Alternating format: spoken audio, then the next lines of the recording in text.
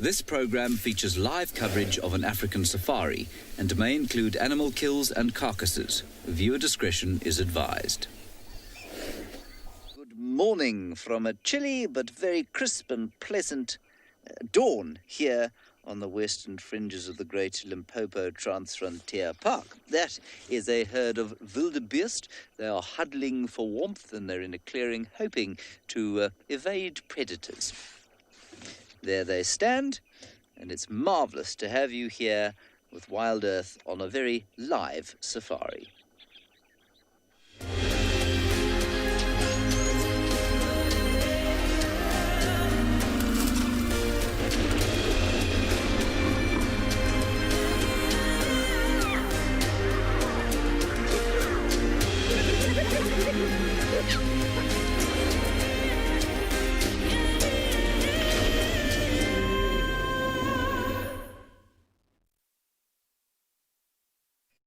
So I say it's a relatively cold morning today. It's probably sitting at around 12 degrees Celsius, which for us is absolutely frigid, but don't worry, we'll cope. No frostbite. There is danger of. There is no danger of frostbite. There we are. Gorgeous little wildebeest herd there. My name is James Hendry. Hello. BK is on camera. That's his thumb. And we'll be the only vehicle out from Djuma today because Rusty is having a sleep in. She's the other car. This is Wendy. We will be joined by Tswalu once the sun gets out of bed that side of the country. No doubt by Pinda down in northern Maputo land as well. Ngala to the north of us.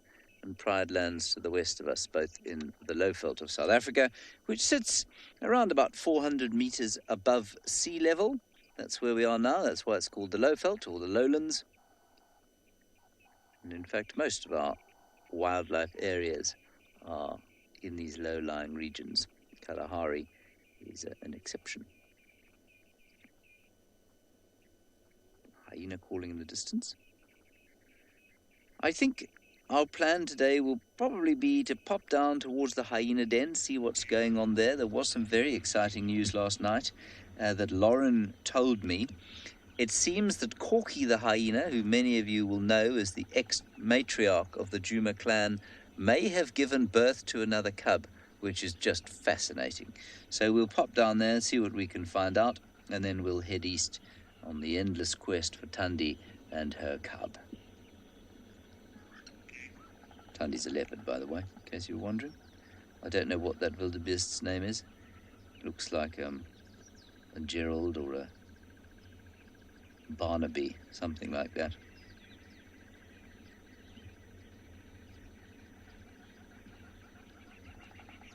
Now, please do talk to us, of course, using the hashtag Wild Earth. That's going to be a little bit later. Remember, we are in kids session right now, so you can talk to us using the email address kidsequestions@wildearth.tv, and that is for people under the ages of 18. Ideally, if you could hold off asking your questions if you're older than 18 and not pretend to be under the age of 18. Gosh, my words are just not coming out today. Let's move on, BK. Let's go and see if we can find the hyenas that are calling. Get our morning off. Whoops. To an auspicious predatory start, if I can drive the car properly. My apologies for my absence yesterday. I'm afraid Rusty gave up. It wasn't my fault this time. The previous 2 days, I bent the steering rod. That was definitely my fault. Yesterday, it was not my fault. We were driving along the road and it just simply cut out, stopped functioning. And so I was unable to take any part in the morning drive or the evening drive. Lauren has now got a little morning off. And I'm sure she is gratefully snoozing in a warm bed right now, although I'm pretty sure she'd quite like to see those hyenas. We'll hand them straight back over to her once we're both back out again. The sun hasn't come up yet, but there's some nice light, nice soft diffused pastel light casting over the Lowveld.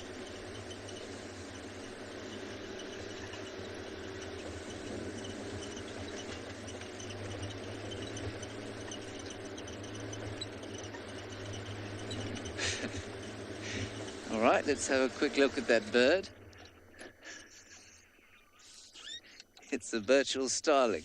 Can you see it there? It's on top of the tree. Top one, you're on it. Middle of your frame. That's it. Virtual starling.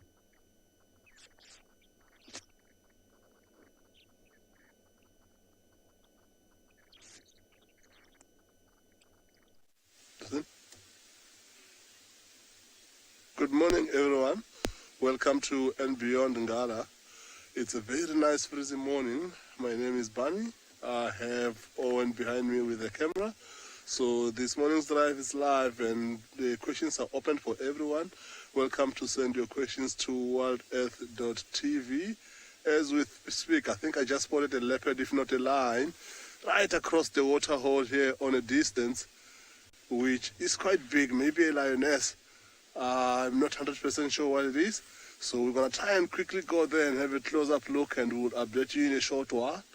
It is going to be an exciting morning. The Birmingham Pride tracks we haven't been seen yet. I don't know if that is part of the Pride or it could be a completely different line. And I can't see you. And yeah, the line is slightly, go slightly to your left. Oh, yeah, it disappeared back there.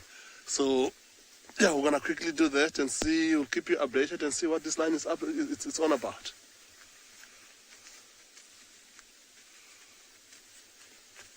Okay, I'm going to reverse. Oh, I don't want to lose that thing.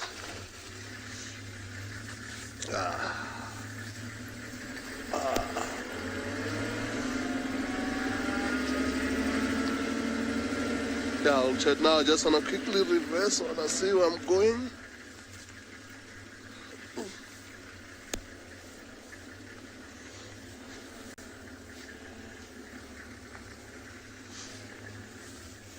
So we're gonna go back around just on the edge of this water hole here to try and see if we can get to where that line is going.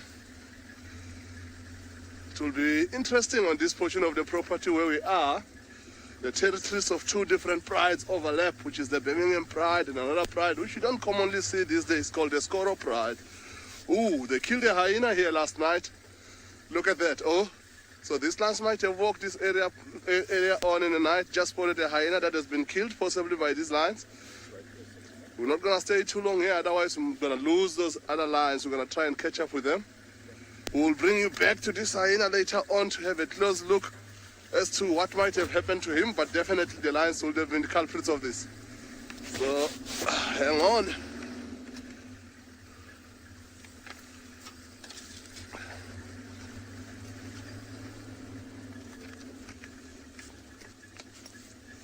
So we saw that lion coming this way. Oh, that's helped me look.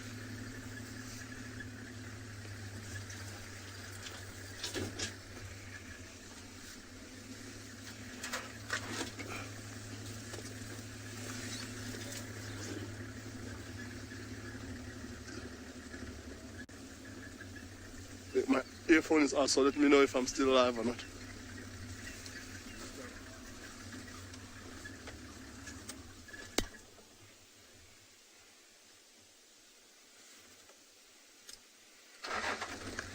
That thing was coming this way, but on the drainage line down there.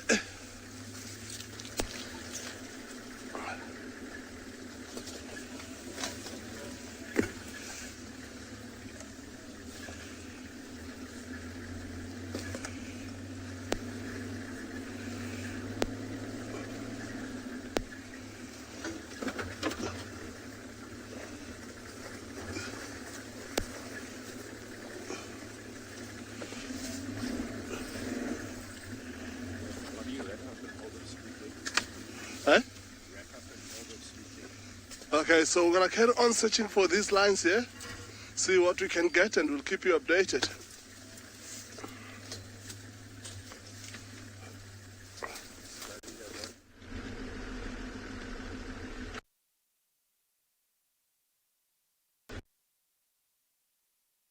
Good morning, everyone. This morning, we're just out searching for some lions.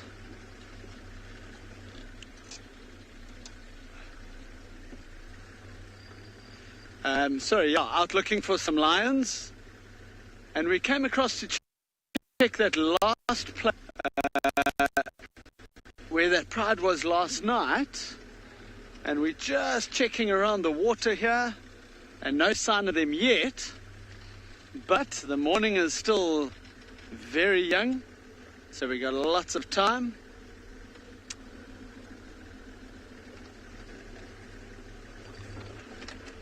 Now, there was a pride of lions here last night feeding on a very old wildebeest carcass. I'm sure some of you saw that. There wasn't a lot left on it, which means I'm sure they finished it, and they must have moved off. Anyway, I forgot to mention, sorry, my name is Clive, and behind the camera today we have Marcel, as usual. Always forget that part, to actually introduce myself. You guys must be watching and never know who this guy is. Alright, so these lions are definitely not here, so they've definitely moved off, which is good for us. Now we have a tracking mission on our hands, which is always fun, to find tracks and start following them in the direction they go, and hopefully find the lions at the end of that.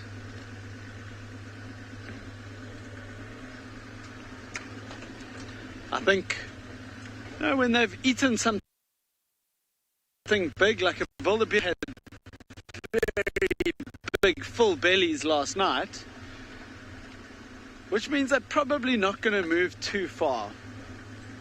They might want to go to like a nice open area somewhere and just lie down and digest all that meat. Now, our airstrip is just over there.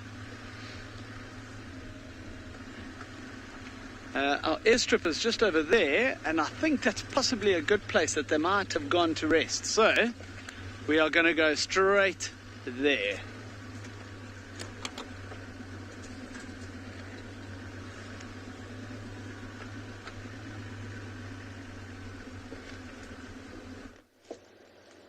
Hello everybody. We have come to the hyena den where there are some hyenas, which is convenient.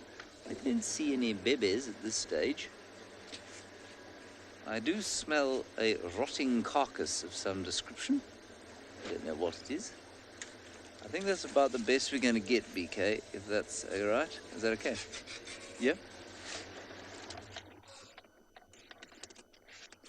So, who have we here? I don't know that I would even recognize Corky these days. It's been so long since I saw her. Ribbon I would, because she's got a bee cut out of her right ear. Is it her right ear? Yes, it's her right ear. There are 3 hyenas here. This one, the one at the entrance to the den, and then there's one flat in the grass there, BK. You can just see its fat belly sticking out. I suspect that it ate whatever is stinking around here. Oh, there's a 4th one. Suckling, look. That must be Ribbon. Must be her left ear then that is a bee. Yes, those are the little ones. Is that right? Yep.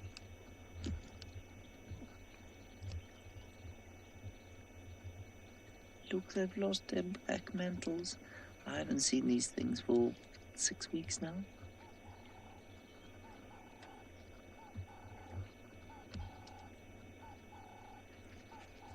Oh, sweet. Now, if anybody would like to help me identify what's going on here, you're welcome to do so. I'd love to hear from you. And apparently, sorry, I made a bit of a mistake. Everyone can ask questions now or send comments. It's not only kids.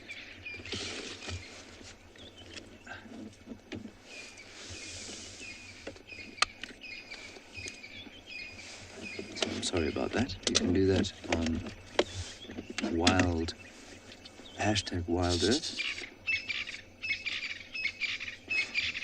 And you can also use the comments section in our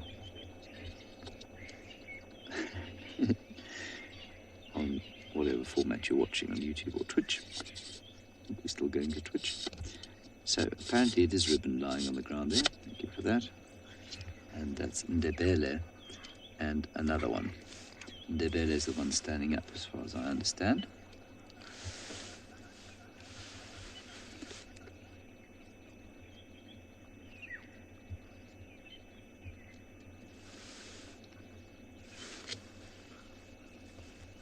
This is an interesting little display of play, dominance at the same time. Phew, but I must tell you, the smell around here is profound in its foulness.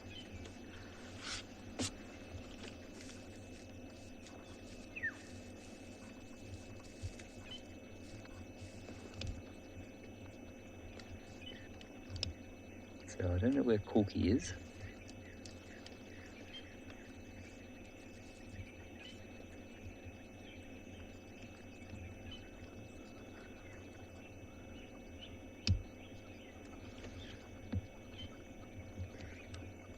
We're just going to wait and see what happens here. I'm not going anywhere from here just yet.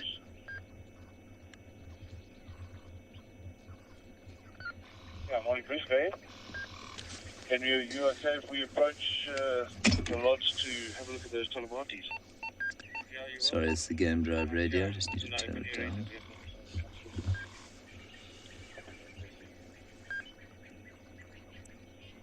Gorgeous light now as the sun slowly comes up.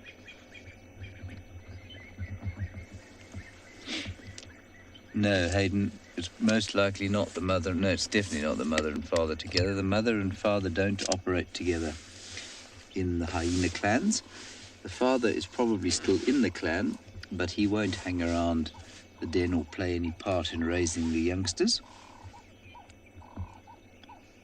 So although he'll be here, or be in the territory, he won't be the father. He won't be here. We think the father of these chaps could probably be a hyena called Comet. He does tend to spend a bit of time around here. That's pure hearsay. We don't know that for sure by any stretch.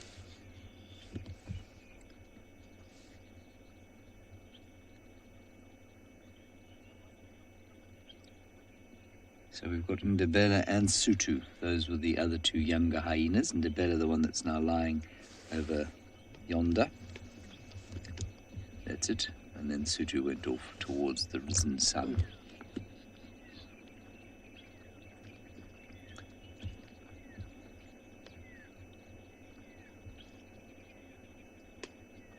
Ooh, I can hear the crunching of biens. So I think that Sutu is sitting at whatever disgusting carcass is lying around here. BK, do you remember that grey-headed bushwhack we saw yesterday? There's one that's landed right next to us. Beautiful bird. It's orange breast, green back, yellow front, and grey head. Can you see him there? I can still, I don't know if you might be able to get him. He's just on the bush behind this. He's in the open for me, but I'm not sure he's in the open for you. Can you put it on the screen? I can't actually. He's there. He's round about there. There. Oh, yes, okay. That's all right. Oh, I flew off. We had him briefly. Nice colours, especially in the morning.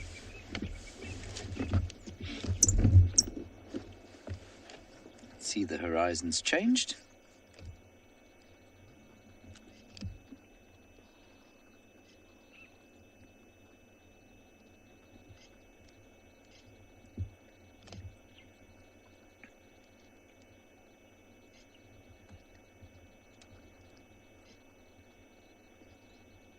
Lovely, quiet morning.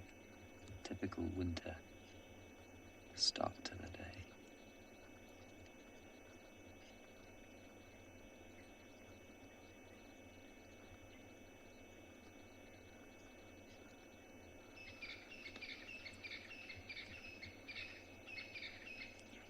So everyone is fast asleep still. I think I'm pretty sure that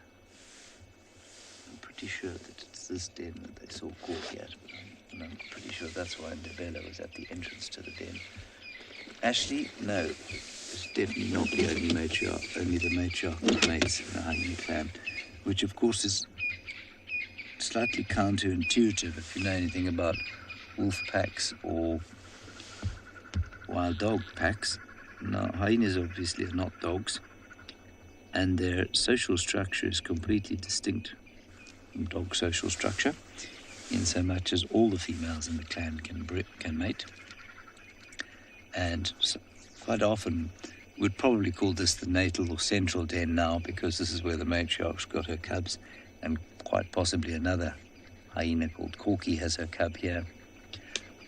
And then lower ranking females would normally give birth at another den, at a satellite den, and then when their cubs are big enough, they'll bring them in to the central den when they're large enough not to be bullied too much. If that makes sense.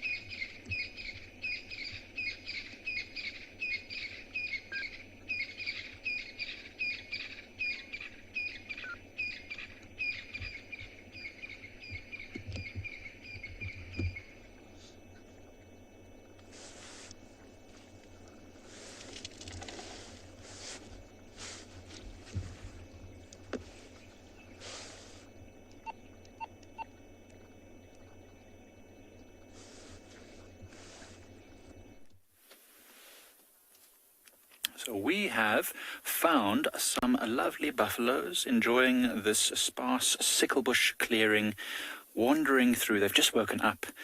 We've also just woken up, and they're probably enjoying the sunlight falling on the side of this little clearing. It's quite a difficult view. They're very well camouflaged for large animals.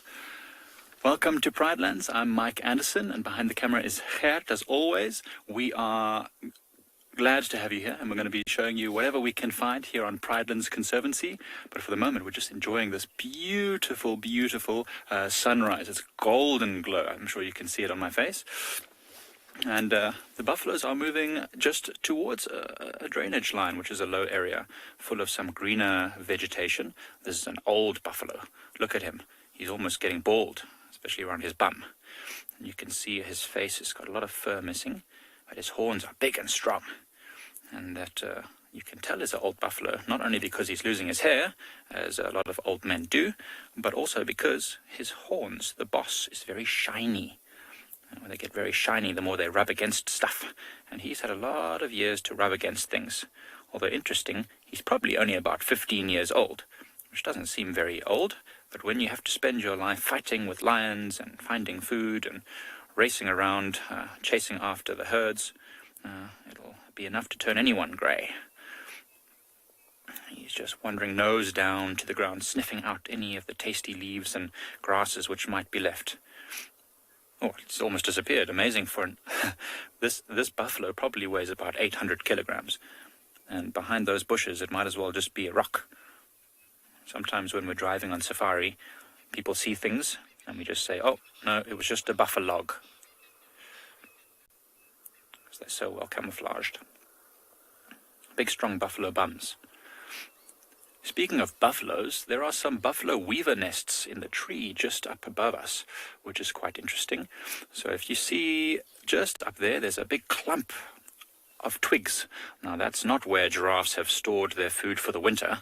That is a nest, probably from some red-billed buffalo weavers. So the red-billed buffalo weavers are already out this morning. We've seen them twittering about leaving their nests, heading out to find some delicious food. Remember, at night time, all the birds are sleeping. During the day, during the morning, especially now, they might even actually just be sitting on the tops of the trees around here, trying to warm up, puffing out their feathers. I've got my 2 jackets on, but I still feel very, very cold. It must be difficult if you're a bird. Imagine. This morning was about 10 degrees.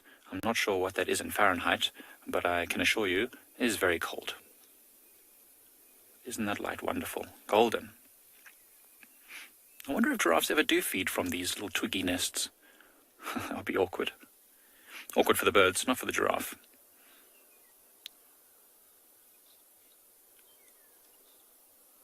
Such a beautiful morning light this morning. It's actually a morning filled with excitement for us because we heard a lot of hyenas calling from our camp, and we went to check it out, and we found the remains of something that the hyenas had eaten, but the hyenas themselves were moving off. The action was over.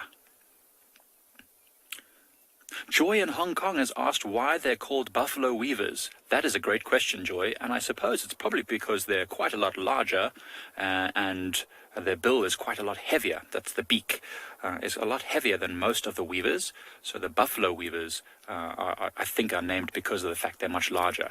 Well, buffaloes are larger than most animals, so it would make sense that buffalo weavers are larger than most of the other weavers. We get lots of different types of weavers, golden weavers and brown weavers, and these ones are very, very dark. Maybe the color is also to do with the fact that they're called buffalo weavers because they're black in color, just like the buffalo's fur. That's a good question, Joy. I wonder if you get any weavers in Hong Kong or around Hong Kong. It'd be good if you could let us know. Oh, we're going to enjoy this beautiful clearing and listen out for anything that might be stalking through the bushes.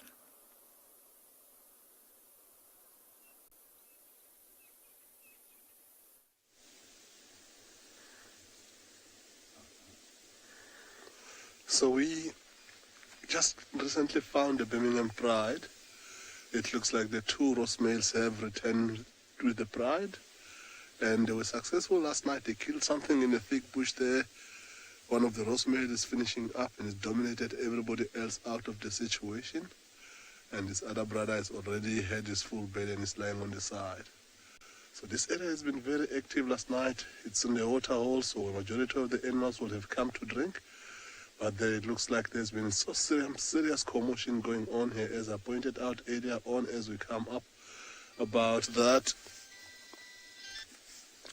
one hyena that has been killed, and then now there is a second one in the scene as well that's also been killed by these lions last night.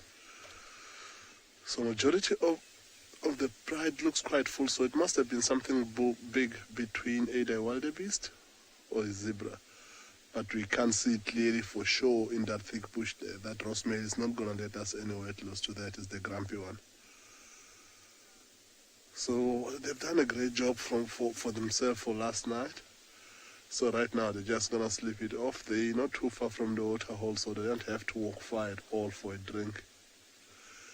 Who we have not seen since we get here now is the young male. So it looks like we saw tracks of another male lion on the way down here. It could have been him. But what might have happened is when the roast male comes in, they would have tried to chase him off again. So he enjoyed just 1 or 2 days with the rest of the pride when the roast males were not here. And now they're back and he has to be out and about. It will be interesting to find out where he is. But it will take a while before we find out.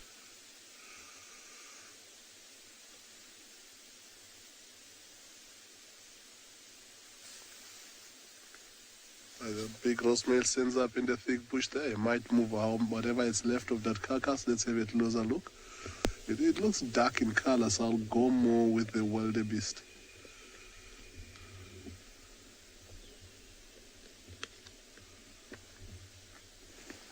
Right now he is left alone in that thick bush. He's dominated everybody out of the scene.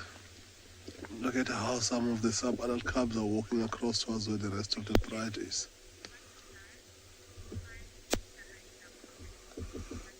Butterfly, normally predators, the general rule is that predators don't eat each other. So lions, looking at the fact that they've got something else to feed on here, they're definitely not going to feed on that hyena carcass. Saying that, every now and again you find very strange situation where lions kill a hyena and you think that they're not going to eat it, and you find that they end up doing. But this time around, with the fact that they've got full bellies, I don't think they will do that. However, we haven't seen vultures yet because this kill was killed last night sometimes. But when the vultures see this carcass and they come start landing, when the lions move on, they are the ones that are most likely to feed on that hyena carcass.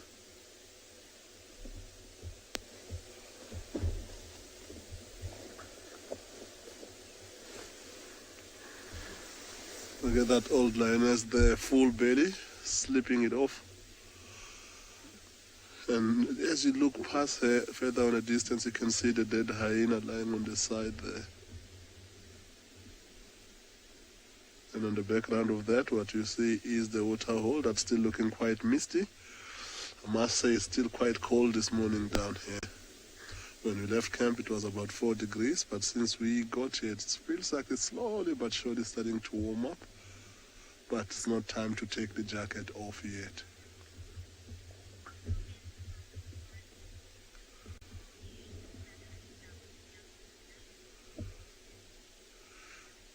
Safari Kitty, it is quite a big hyena, but with hyenas, and both of them that have been killed, they are adult hyenas. But sometimes hyenas push their boundaries too much and they get slightly too close to the pride, in particular when they're feeding, because they're trying to irritate them so they can steal from them. Every now and again they will do it and they successfully will steal the carcass, but this time backfired badly on their side. So if there is a hyena that was with these two that has been killed here that survived and managed to escape, he will possibly not try to take another chance in the next while because he will have seen how dangerous it can become. However, over time they'll forget and something like this will happen again.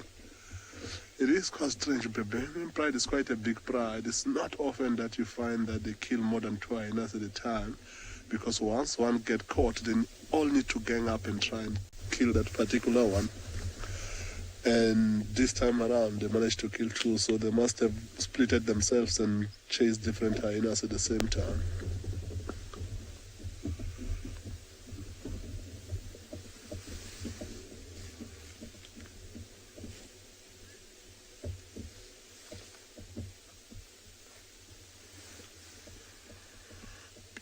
Look at that lioness enjoying the nice sun that's starting to come up.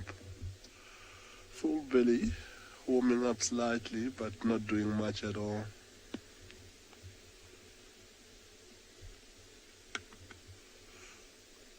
Look at that white young male.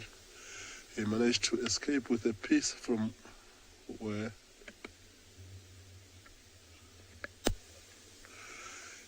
You can see definitely with the fight between hyenas and lions would have been quite loud. Unfortunately, we're too far from any of our lodges from where we are in this waterhole, so we didn't hear much. But yeah, if you were close by, maybe sleeping in a tent right close to this area, it would have kept you awake for most of the night for sure.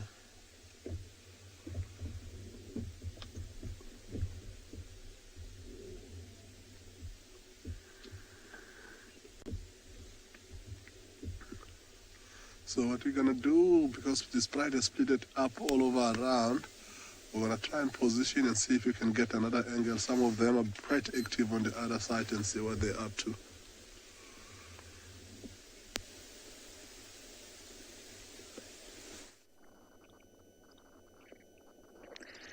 Slightly disappointingly, very little has been going on here.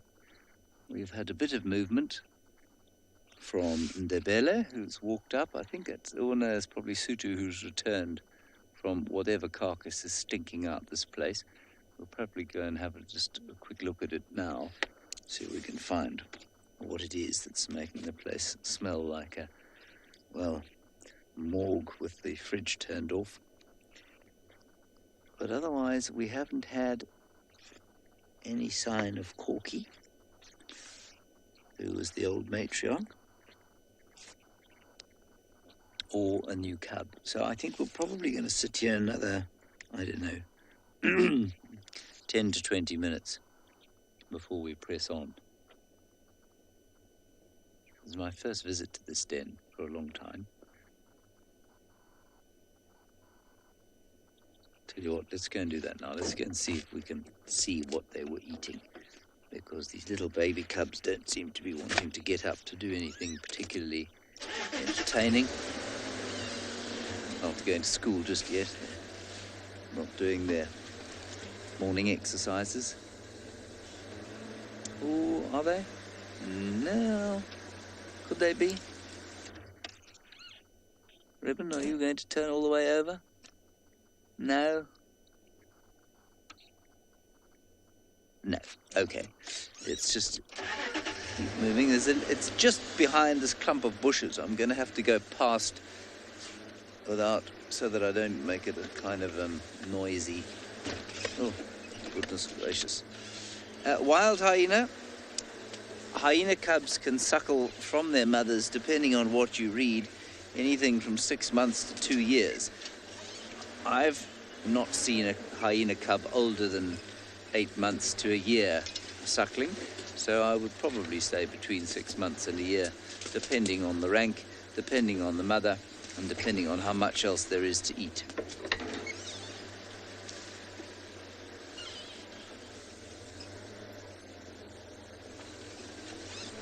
Elephants have made it very difficult to maneuver through here.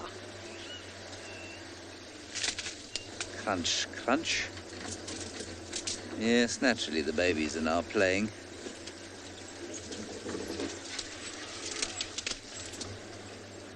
Rhiannon, it looks like that they do share a den, yes. Corky and Ribbon. So, yeah, it's probably quite likely. But I don't know if this cub of Corky's is brand new. There's whatever it is. Or if, you know, it was born at a peripheral den and then was brought in here. This is where we heard the crunching, hey BK? Yes, it's an impala horn. You see that?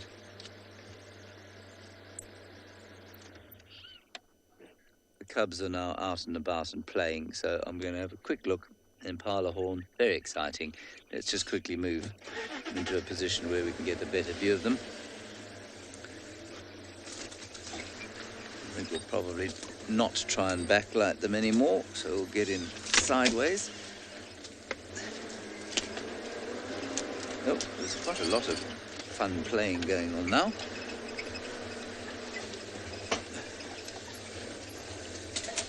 How's that, BK? It's all right?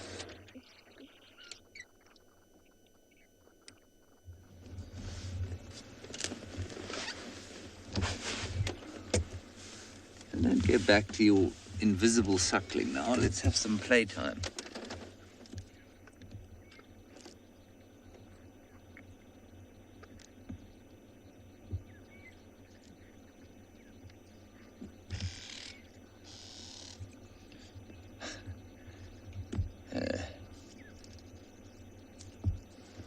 Oh, now here comes another one.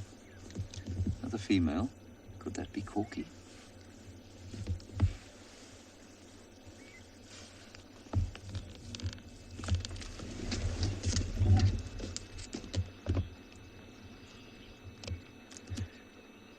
Hello, Adrian and Luca. We think that the gender of the cubs is one male and one female, but we are not sure. Is this Corky? This is Corky. Definitely a female. Is it her?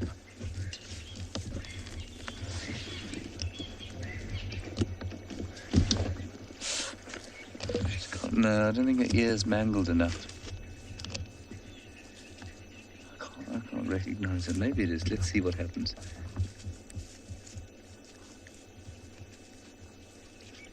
See how the little cubs disappeared back down into the den.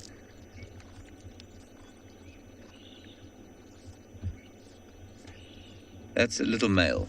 The cub there that's just stuck out its equipment is a male. And the other one is also a male, I think. So that one that you can see is definitely a male. The other one wasn't quite so clear, but I would say also a male.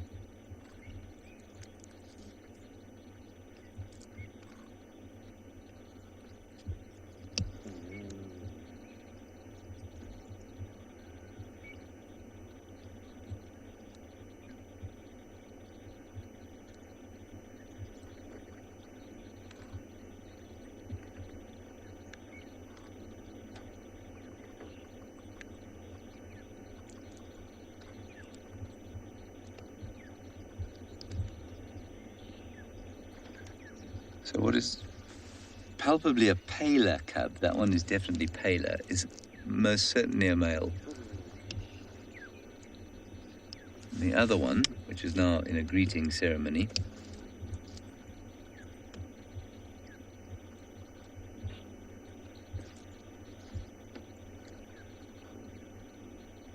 yeah, it's also a male. It's definitely a male.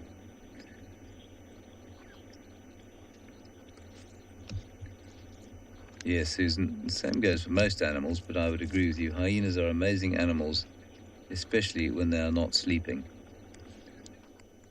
So, 2 males we have here. And you can see that by the pinched end to their penises. Female pseudopenis does not have a pinched end, much like the adult female that just walked in here and has now walked off.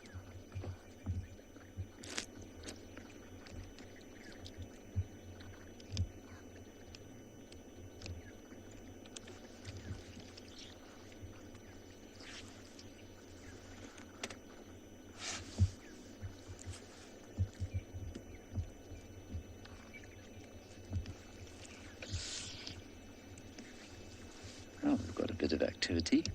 Greeting, saying hello.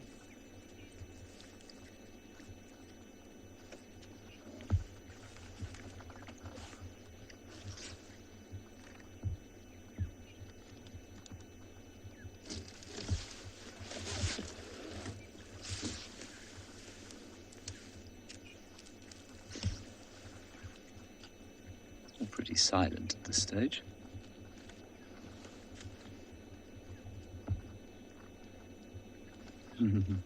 Yes, Jetpack boy, she does look pregnant again. She isn't, of course, but I know what you mean. It looks very fat.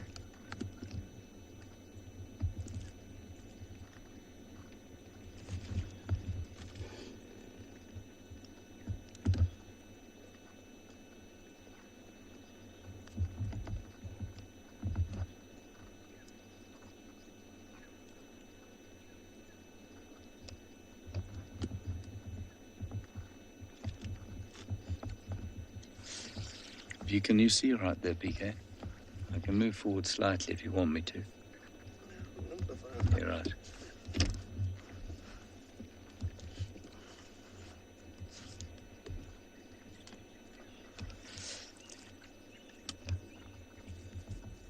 Has anyone managed to identify the hyena that came in, the female? I can see her. She's lying down a way off, just beyond the den.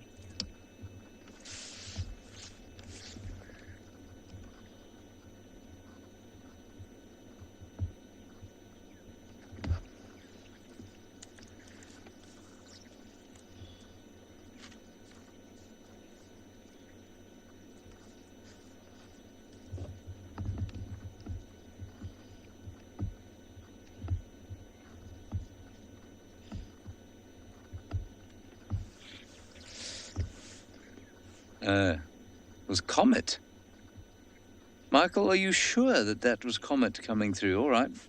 I mistook the dangly bits for a female's, I suspect because they weren't fully out. But thank you, Michael. You say it wasn't a female, it was Comet.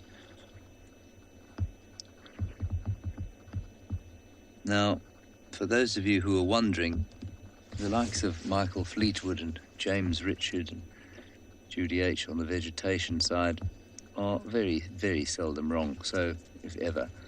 So I'm going to take Michael Fleetwood's word for it on the identity of that hyena.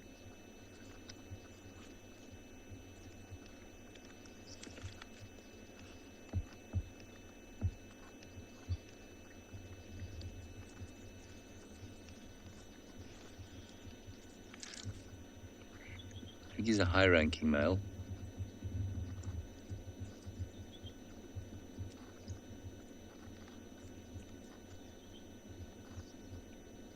I think that's probably why they're skedaddled inside.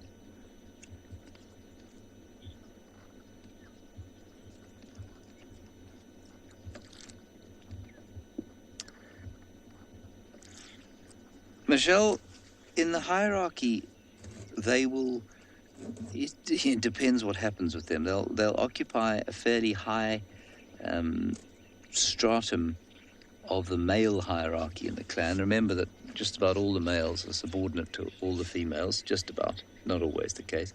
Remember, everything that I say around something like this, there are infinite numbers of variations. Let me move forward, BK. See if I can just get you in a better position there. And so one might be slightly more dominant than the other, but I don't know how firm that dominance will be, or if it will be fairly fluid. I suspect it will be fairly fluid. How's that? Yeah?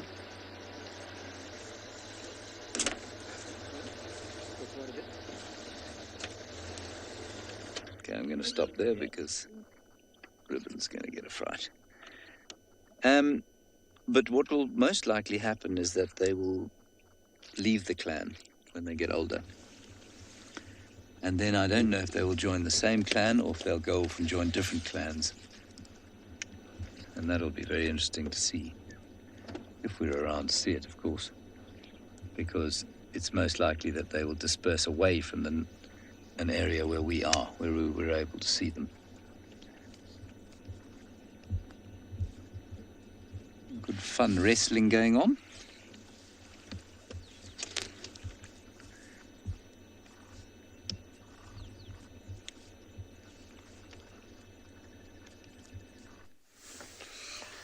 So one of the Ross males have finally decided that he's got a full belly and he moved off to go lie down somewhere. And the competition from the cubs, they just all flashed in, and it's a first come, first serve basis. And this young female white one here has been feeding. And the others, even the adult females, came close by to try and want to have a piece, since it looks like the Ross males took it before they all get involved. And he just started growling, and they all have respected that, because if they come closer, he will definitely not hold back. He will fight them for it. So you can see some of the females are not too far from where she is, but they are just hanging back there. By looking at the size of the ribs, it wasn't a fully grown wildebeest. It must have been a sub-adult. The ribs are not looking too big. So looking at the fact that most of them were full-bellied, they could have had multiple stuff, maybe another impala or something, because when we get here, some of them were finishing up some other bits and pieces from the other sides. So you can see this young female didn't look like she had much at all earlier on, but finally she got an opportunity. So she's getting almost everything she can. We can see how she's trying hard to get most of the meat out of the spine there. And we've been watching her taking a lick at the ribs, slowly but surely, trying to get all the meat she has. But you can see those ribs are sticking up. It doesn't look like they will be able to chew those, because those are quite nice thick bones. They've chewed them from the top. But of course, it might lie down here for a while, because with these two dead hyenas around, I don't think the hyenas are making a trip here anytime soon. So while we sit and wait, we can every now and again hear the hippos from the distance, but it doesn't sound like they're thinking of making their way here, because the sound just starts, we hear the sounds going further and further away. So it looks like they learned their lesson for now. Look at how gently she is. She doesn't want to move around this carcass this much, because the more she try and drag it out of there, she will get a little bit more challenge. You can hear the growl from the other young female that's busy nibbling on some small pieces next to where she is. Every time the carcass move, look at that. Another member has come. Look at how she's protecting that and moving it away completely. So with that move, you hear the squabble. Most of them started getting active and they want to get involved. But while she's sitting down and protecting it, they seem to shy away, because they don't see an angle maybe of where to go in. So a brother white one here has arrived sniffing around. He had his piece on the other side which looked like a head that he was busy finishing up on. His belly is looking full, but it looks like he could do with getting a little bit more. This guy has grown way too quickly for my liking. It's like yesterday when they were all young cubs, and today he's got his mane. He's already over 2 years old, and it looks like he's gonna be a beast.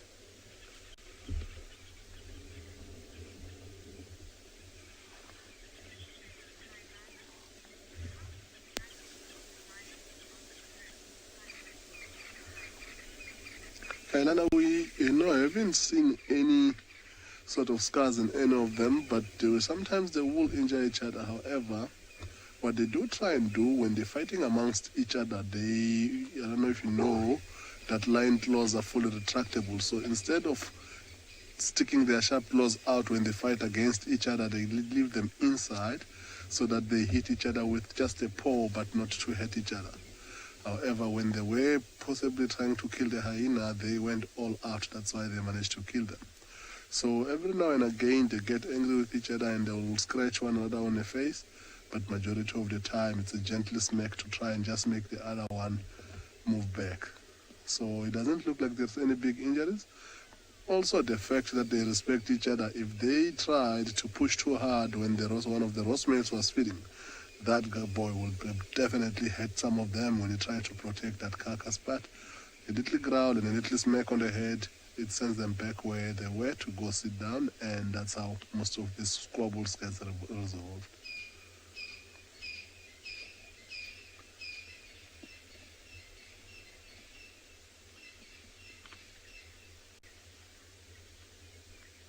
Still quite slightly cold here. You can see where that young lioness is busy feeding. When she breathes, every now and again you see a little bit of a steam coming up. A little bit of a threat. Don't come next to me. This is my piece. And you see that, Kailana? That one, after just a growl, they just move completely around and lie down somewhere. Of course, they would like to have a little bit more to feed, but that just does the work without having to hit each other on the head.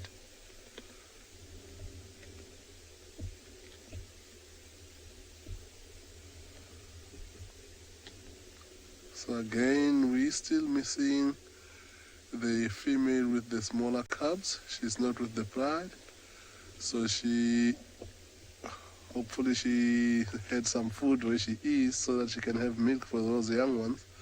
But looking at how it looks like it was a serious competition here, even if the young ones were here, I doubt that they would have managed to get involved in that carcass at all. That's one thing. That's one thing, being a young lion cub that gets introduced into the pride of 15. It's such a difficult thing. If they kill something that's not too big, the actual competition, because the word share doesn't exist to be able to fight your way to get into the carcass. And sometimes it can become dangerous because they not really paying attention to see that it's a small one. They all just trying to get a space. So that is the challenge that those young ones are going to be facing when they are with the pride if they kill something small. So they are still in the steady spot, nicely scattered. The water hole is not too far, but maybe after finishing most of this, they might think of going down to drink. We're going to stick around and see what is going to happen, because as it starts warming up, most of the animals might be thinking of coming down, but I think that's going to be a challenge for the day for them. It will be interesting to see, so let's wait. Wild Earth relies on support from viewers like you to carry on broadcasting our daily live shows. A small donation goes a long way in helping us on our mission to connect the world with nature. Please visit our support page to see how you can help and become part of the Wild Earth family. Some lovely play behaviour here between the two very young ones and the two youngish ones. Mum is having some well-earned rest, not being harassed by the babies.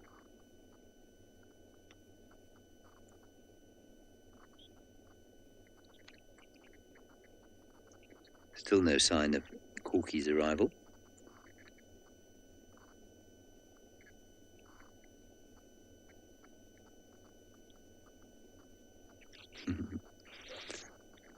It's so great when we get this kind of playing by young mammals, isn't it?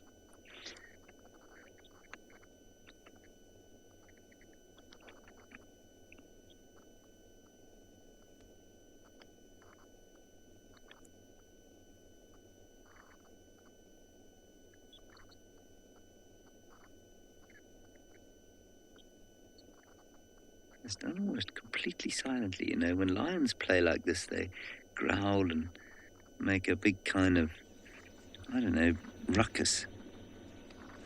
These guys are almost totally silent as they play, and I wonder if that doesn't have some kind of sort of anti-predator attraction reason to it. You know, if lions heard them making a noise and playing, lions would come through. Yeah, Arlar Moore, you say those teeth. Well, I mean, even at this age, it's quite spectacular, isn't it? How impressive their teeth are.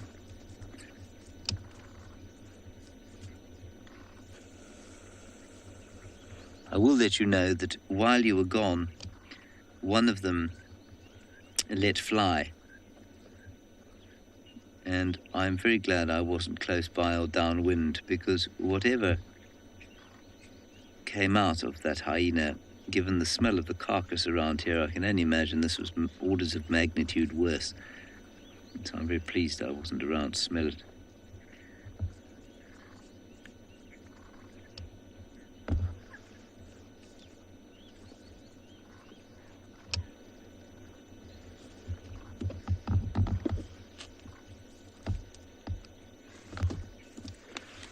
One of the very few mammals, of course, that's born with teeth.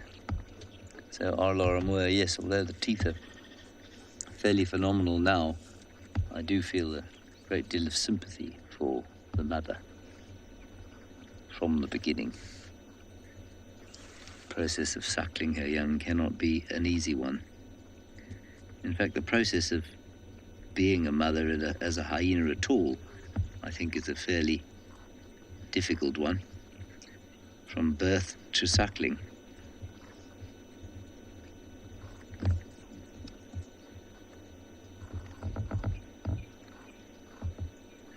I must say, I do find it fascinating how mammals, I mean, I'm assuming of all kinds, I don't know anything about marsupials or their play behavior, what goes on there, or with monotremes, so I don't know if duck-billed platypuses play in the same sort of way. But it amazes me that they have such good judgment over when to be rough and when to be gentle and how to be gentle. And I mean, a great example of that is a dog. If you're playing with a dog and, you know, you're sort of roughhousing with the dog and wrestling with it, it knows how hard to bite you without breaking the skin most of the time. And, you know, it knows how to bite in a playful manner.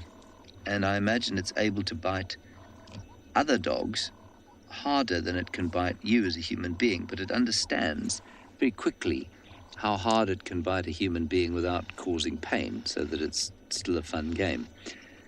And it amazes me that we're watching here, these two younger hyenas are being pretty rough with the youngest ones, but there's no pain being inflicted, as far as we can tell. I mean, there's probably the odd nip, which will just enforce a bit of dominance, but there's nothing that's kind of aggressive about it. And yet it's the same tools that they will use when they are hunting and killing. And I don't know why I find that fascinating, but I do. That animals are able to judge how rough and how gentle they can be with the very same tools they use to kill and maim.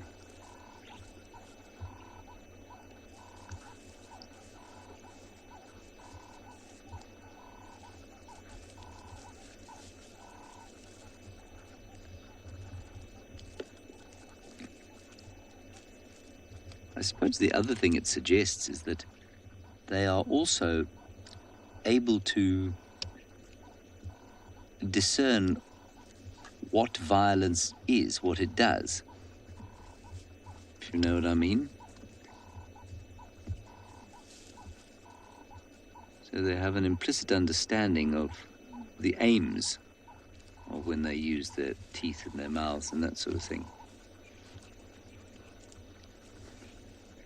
None of this, I don't think, is conscious. I'm sure it's all almost entirely unconscious, in the same way that we humans know how to be gentle with youngsters. immediately. You know exactly how hard you can play punch a person smaller than you,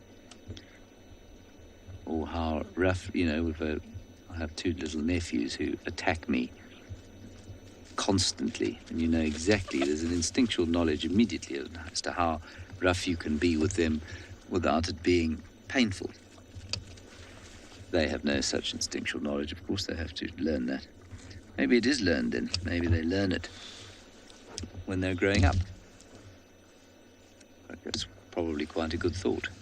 When I think about my nephews, absolutely zero filter as to how violent they are with me. Something interesting going on here, PK.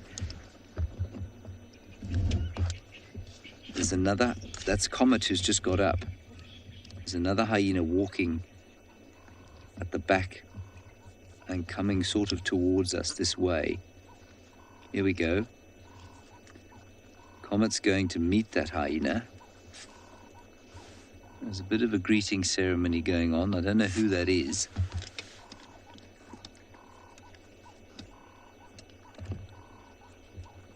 The little baby's picked up that there's another one approaching.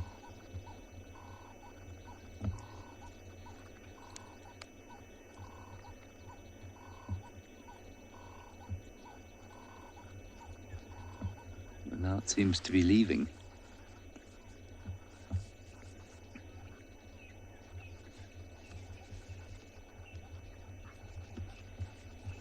I was really rather hoping that this would be where Corky has her youngster, if she does have one. I mean, I'm pretty sure that the reports would be accurate.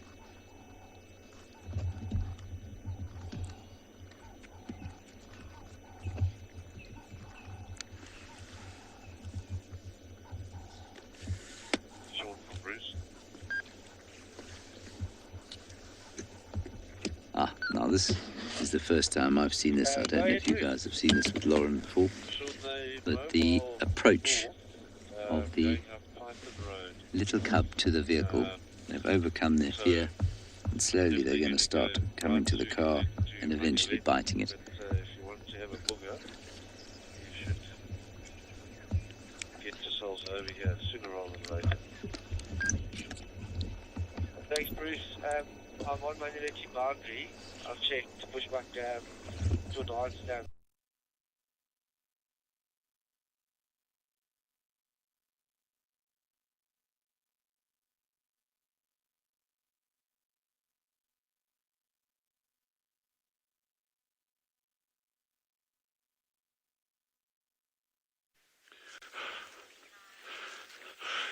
Good morning. It is such an exhilarating morning out here at Tswalu Kalahari. Jandre and myself, Dylan, it is just amazing having you with, and I know I keep saying that, but it really is. I'm super excited this morning. I have no idea why. Well, just we're out here. I mean, yeah, what more could I ask for? And again, like I say, probably something leading up to my excitement is the fact that we're doing these meerkats again, but every single day we spend here, every morning we spend here, it's getting closer and closer and closer to the time that these meerkat pups could come out. So I'm really hoping we're not quite near on the 2-week mark yet, but you never know if they come out a little bit earlier or not.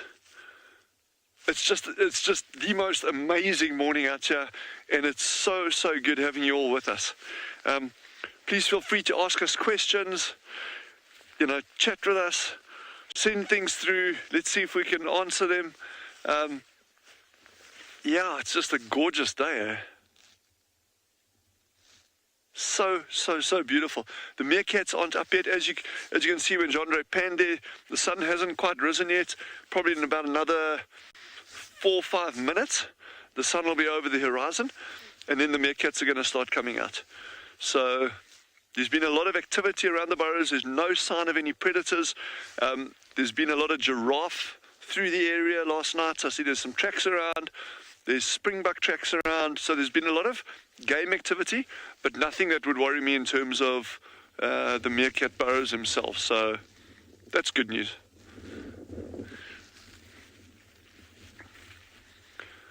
But I've just got a really good feeling about today, and not just specifically with regards to meerkats, but just generally. Just good to be out, good to be doing this. And I hope all of you are safe and warm and wherever you may be.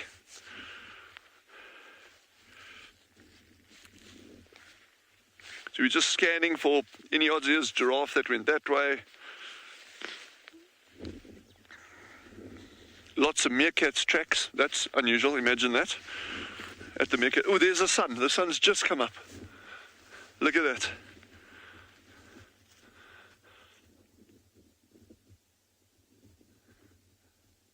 And those beams of light through that valley.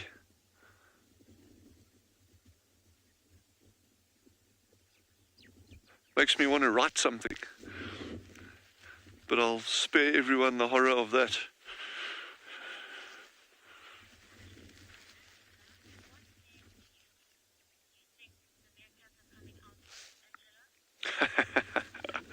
Angela's getting on board now.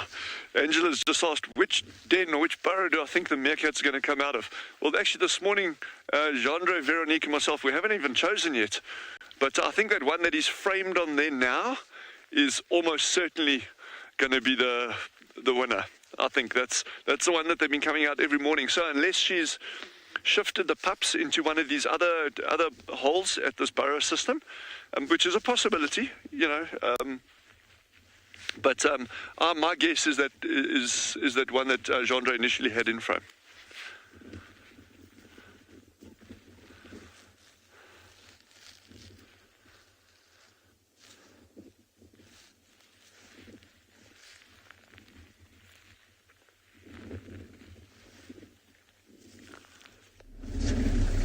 So look at that big roast male that is hugged the carcass the whole time there to our right.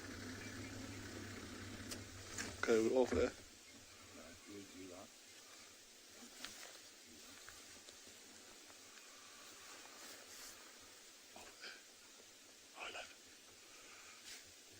So you see,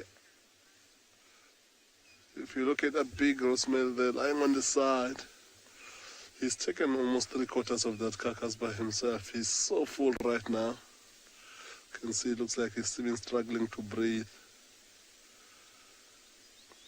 See how he's taking slow, deep breath after such, ingesting most of the carcass. Even his other brother doesn't look as full as he is.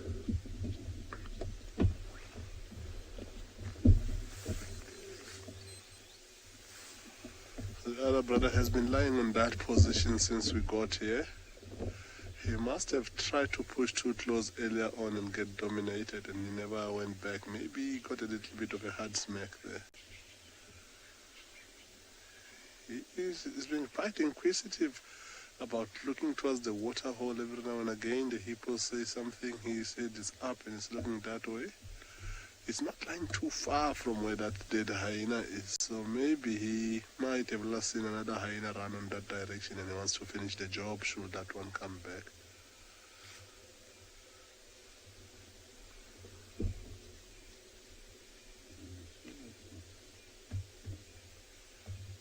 He's looking around, he's not completely asleep, he's not as tired or full as his brother is looking right now.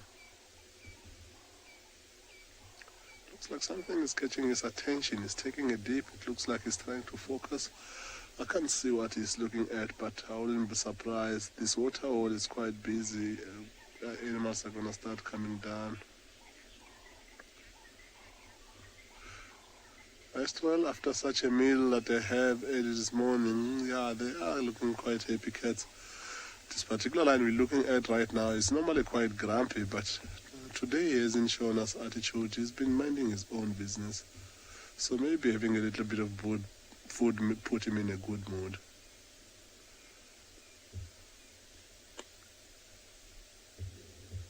Oh, he's not resting, he's looking around. He's definitely still suspecting to see something down there.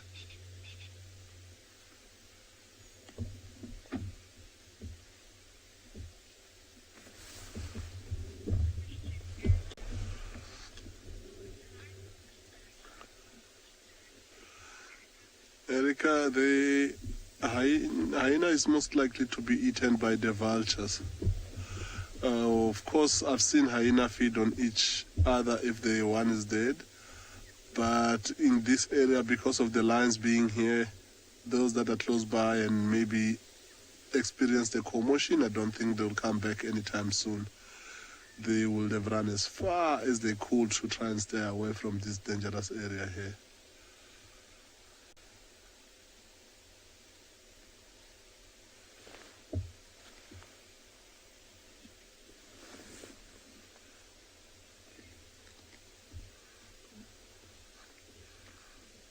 There is not much of this carcass left, but all the young ones are nibbling on whatever they can get from the little bones that the big males have left behind. And looking at the cubs, some of them, their bellies are not really looking as full, but it does look like they also managed to get a little bit.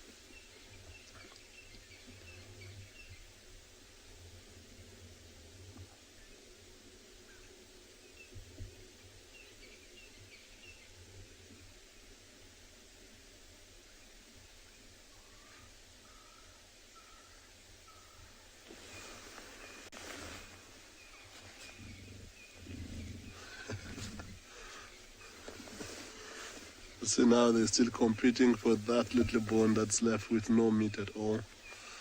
But the competition never stops. As long as they can get whatever tiny bit they can, they'll still fight for it.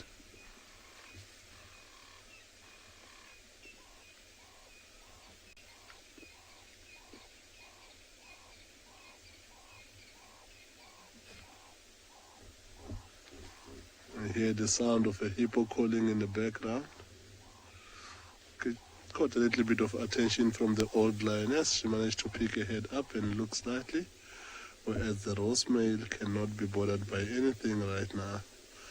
I think his belly might be quite sore. He's just worried about trying to digest that food as quickly as possible. If you look closely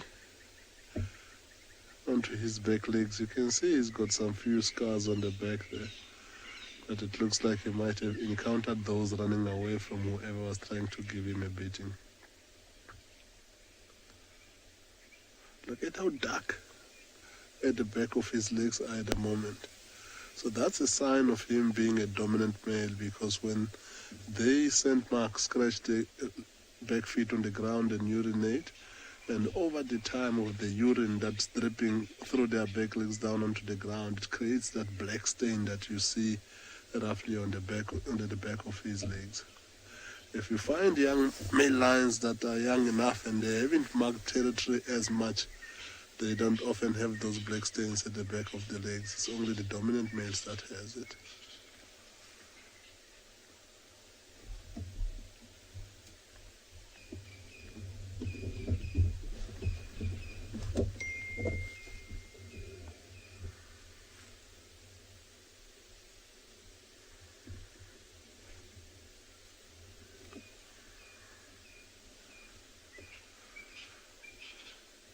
Everything is quieting down. The rose male looks like he's finally sleeping, and he changes his mind. Just pick his head up as I say that.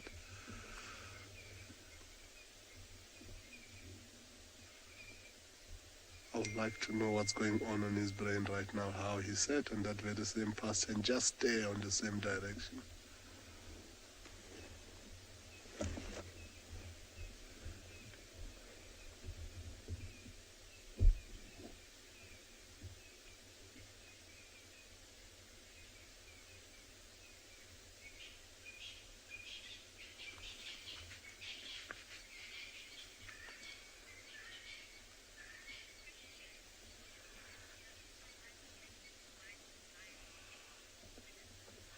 Dylan, not at all. The white line is just a fur that's white, but everything else at the fur it's as hard as the normal color line. And of course, if the white line feels hot, like all the other lines, will just go into the shade. So the sun doesn't really do much at all to the white line.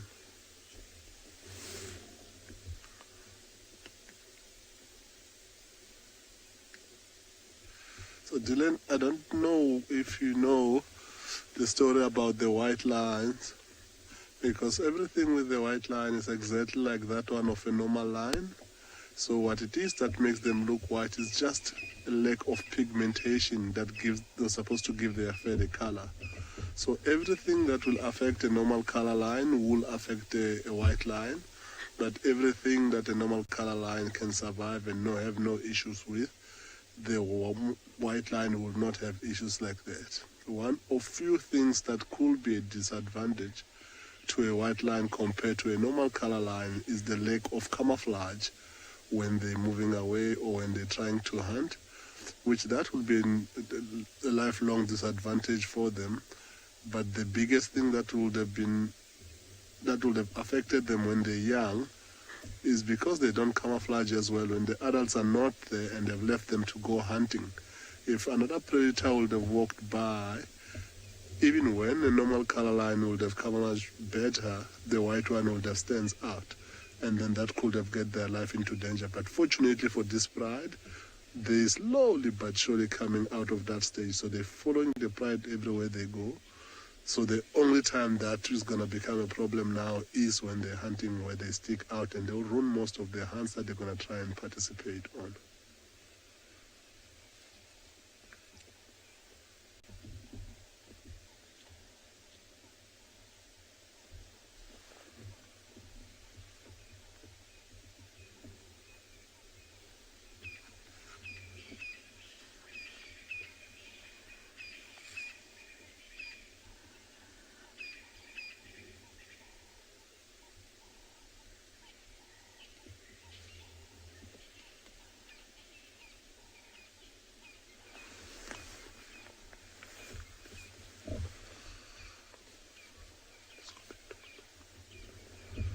So the rose male that we've been talking about, that he hasn't changed position, it looks like he was concentrating on something on the direction he was looking on. Looks like he's finally decided to completely lie down as his brother has done earlier on. And I think that he's possibly going to be in that position for a very, very long time, because he's already got his nice shady spot. So he is most likely not going to do much for most of the day. Of course, when the sun eventually catches up with him where he is, I think all it's going to take from him with that full belly will just be to roll into a much more better shady spot. One thing that might get him up is to go down and drink. However, this water hole being such a busy water hole, I doubt that they're going to have that much peace here. They might want to attempt hunting if they see other things coming down, which will make it difficult for the other animals to have their drink for the morning today. But their biggest worry will be elephants when elephants come down to drink. And elephants, of course, if they smell this dead hyena, smell this dead wildebeest or zebra, or they smell the lions themselves, they will investigate and try and chase these lions around, which I don't think these lions are going to like that much when they're trying to rest. So there is a chance that they're not going to be in this particular space in the afternoon. They might not move too far because their bellies are full. But right now it doesn't look like they're going to move that much until something comes down to disturb them.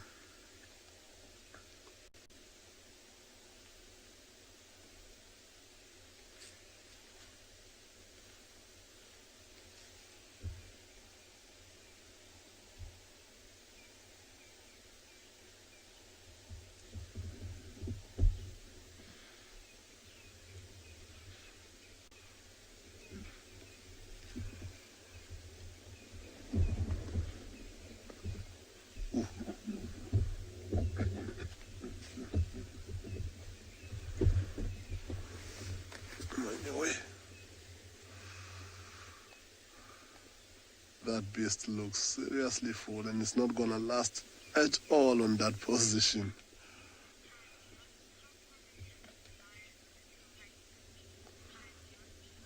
High beyond is not a very common thing. However, when hyenas come, when lions have killed something, in particular if there is many lions involved, they're chasing each other. It's quite common, but hyenas are smart on keeping their distance in most cases. So of course the lions will chase for a little bit just to chase them off close to where they're feeding, and then go back to their normal feeding station. So it doesn't happen too common, but every now and again, hyenas like these two would have pushed a little bit too close, and they were not fast enough when the lions turned around and started ganging up on them.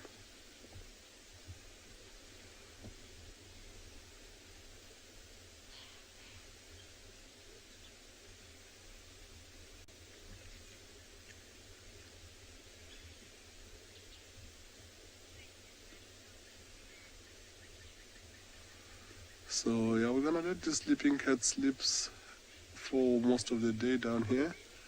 We're most likely to try and come back down in the afternoon to see what they've been up to, if they've been chased out of here or not. And we're gonna see what else we can find for you.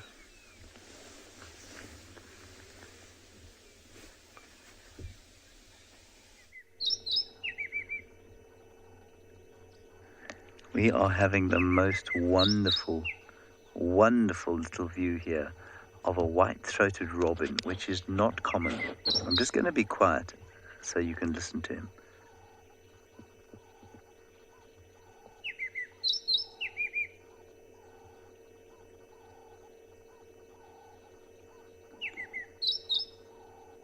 Now he's doing two calls, both of them extremely accurate mimics. He's doing a red-faced mouse bird. He threw in a bit of drongo there, but he's also doing a brown-headed parrot.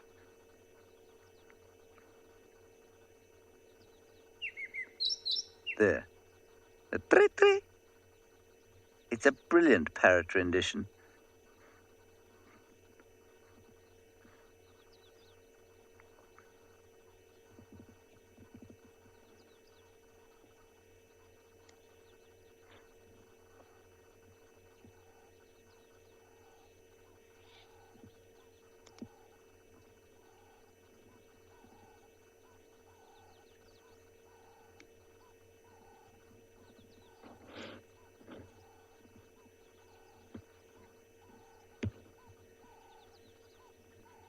Don't stop now, little bird. That's one of the most accurate mimics I've ever heard. The robins are supposed to be pretty good mimics, but most of them you can tell when it's a robin or the original bird. I actually thought there was a parrot in the top of that tree. I also thought there was a flock of red-faced mouse birds around.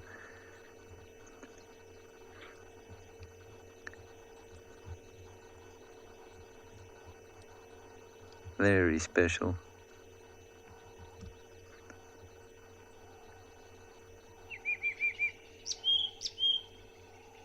Don't know what that was.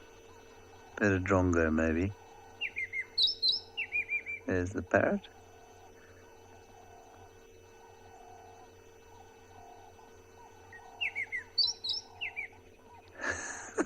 He's brilliant.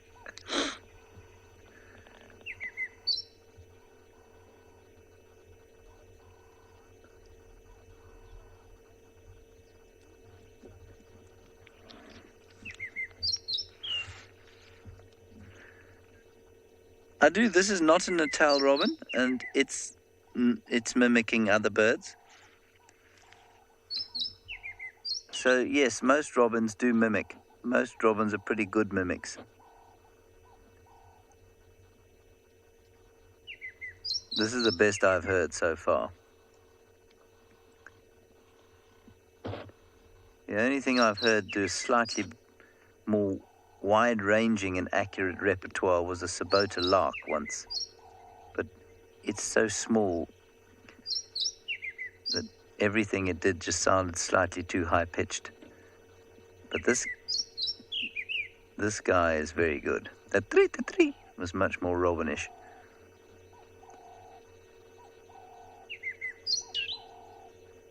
There's definitely some drongo thrown in there as well. And the drongo itself is a mimic.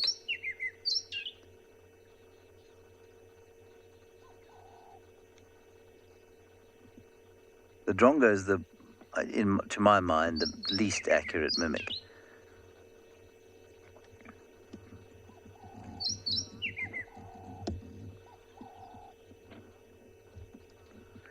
Grant, we don't really know 100% for sure.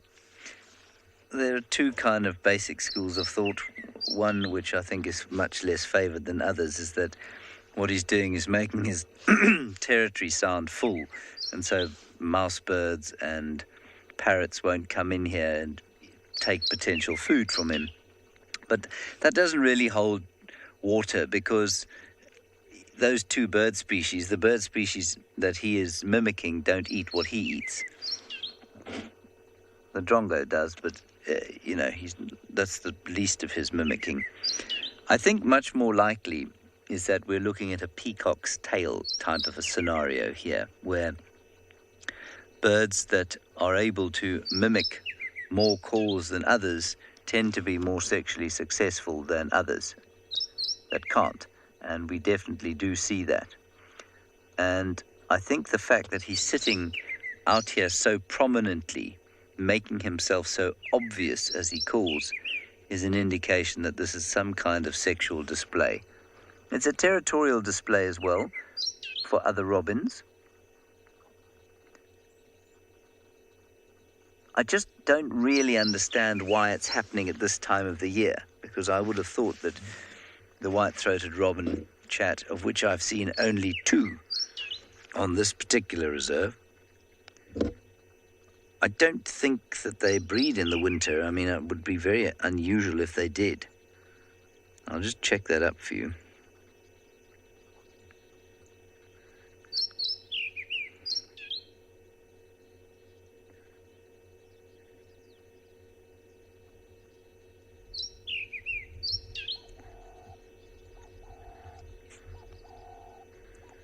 September to January, yeah. October, November.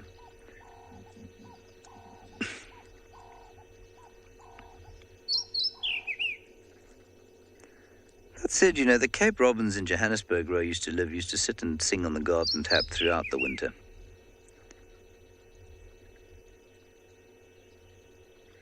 Territorial male sings at dawn and dusk year-round. There we go. So that's just a territorial male, but less intensely during post-breeding molt. Female also sings and mimics, but is silent during June and July, so that's definitely a male. And he's just maintaining his territory there, obviously.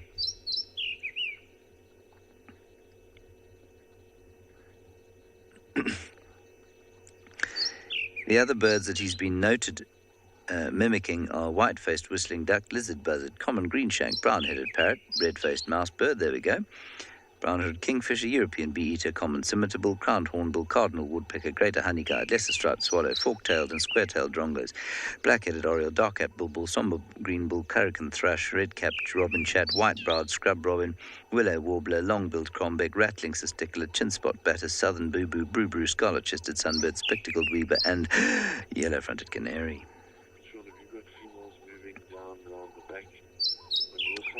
Just in case you were wondering, I didn't remember that. I had to look it up. Bruce, I'm sure you're shocked. On my side, just busy crossing the boundary now onto the fire break. The rest are all about 30 meters south cool. of the boundary. They're all staring at a herd of wildebeest who are north of the fire break, so 200 meters away from them. Sorry about the game drive radio.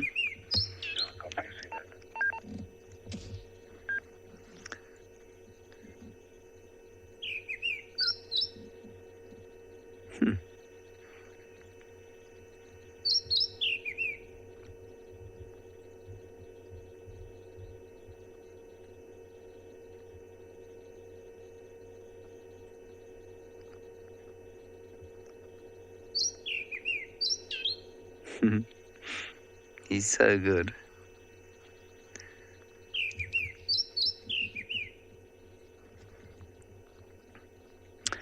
Brain, a native bird does not preclude it being a migratory bird, so what we'd say is that this bird is a non-migratory bird, but many of the birds that arrive here would still be considered native in so much as they breed here.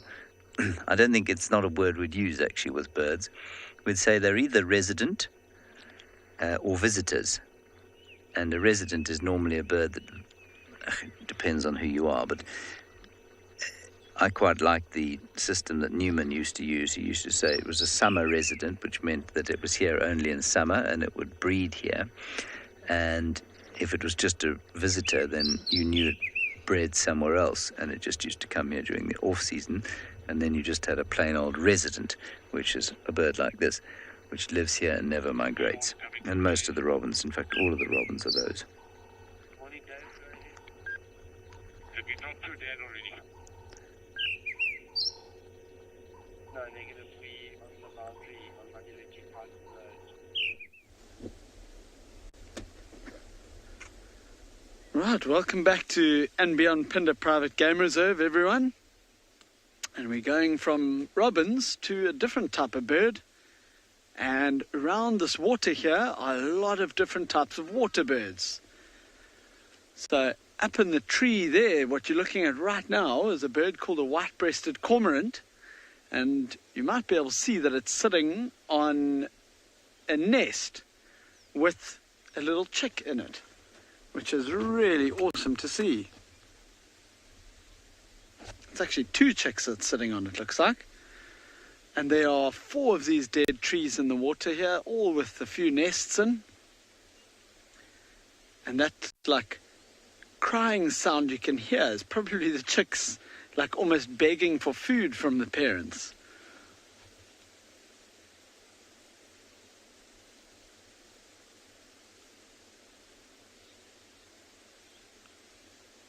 Now I'm going to point myself to the far right-hand tree, and the nest right at the top seems to have a tiny little baby in it, actually. Look at that little head sticking out. Can you see it? So there's a tiny little chick in there. Wow, that is so cool. Yeah, so these white-breasted cormorants that travel huge distances to go and feed on fish in some of their estuaries and lakes close to here. And that's probably where the partner is. Either the mother or the father of that little chick is probably out collecting food for the other adult and for that little chick.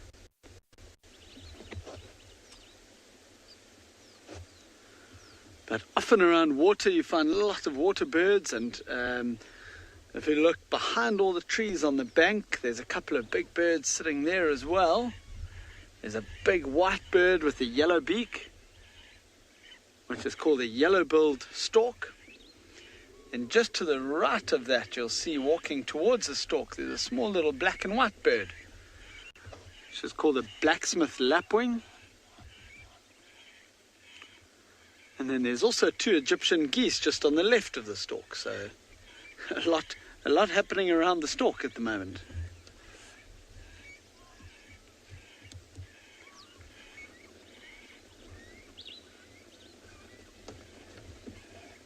And with it being winter, there aren't a huge amount of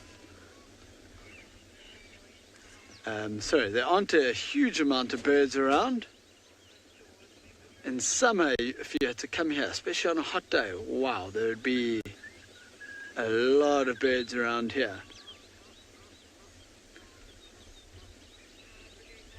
But it's really nice to see all these cormorants, and especially the little baby cormorants.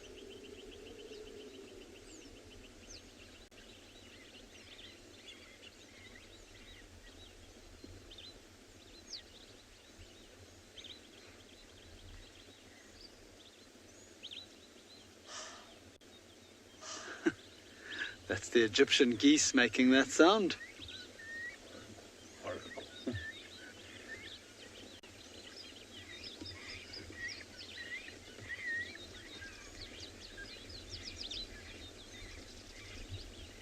Sure, there's beautiful bird calls around here as well, actually.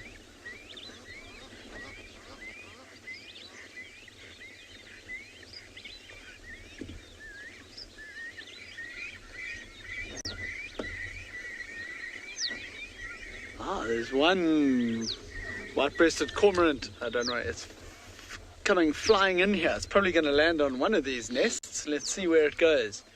It'll be quite interesting to watch, because maybe it's got some fish from wherever it's been feeding, and it's coming to feed. So let's see where it goes. Here it comes. Okay, it looks like it's going to the left. Oh, look how excited the small ones are getting. Look at that. Let's see, you might see him open his mouth, and the chick put its mouth right inside the adult's mouth, and he'll end up regurgitating some food.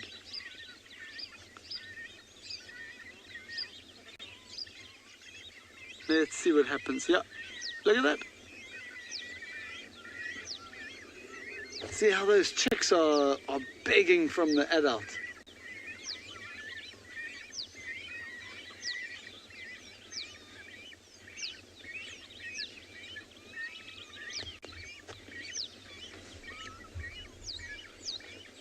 Jared, go ahead.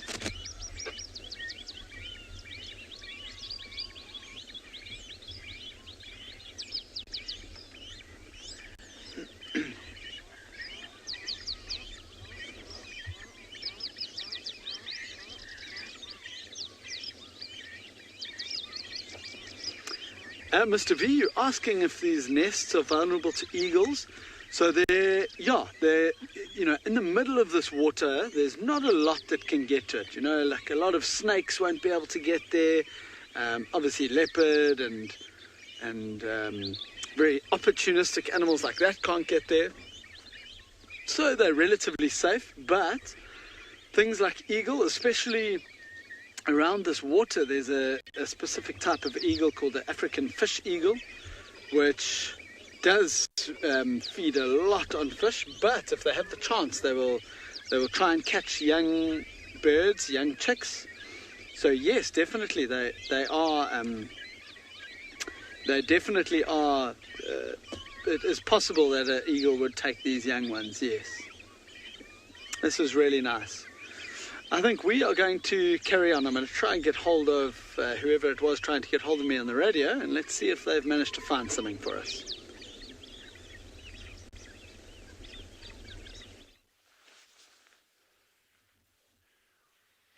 So we're just saying that these meerkats, compared to yesterday even, and the temperature today is kind of the same as yesterday. It's not very cold at all. It's chilly, but not bad. But they've been a lot more active, and a lot more of them. There were 5 of them out just now, which is a lot sooner than the same time yesterday. So I'm not going to kind of read too much into that. It could just be that they felt like getting up earlier or something. But maybe, just maybe, it's got something to do with little pups being close above ground, or, close to coming out. But I'm just speculating there. Don't hold me to that at all. But I'm really hoping that we're going to be getting some activity fairly soon.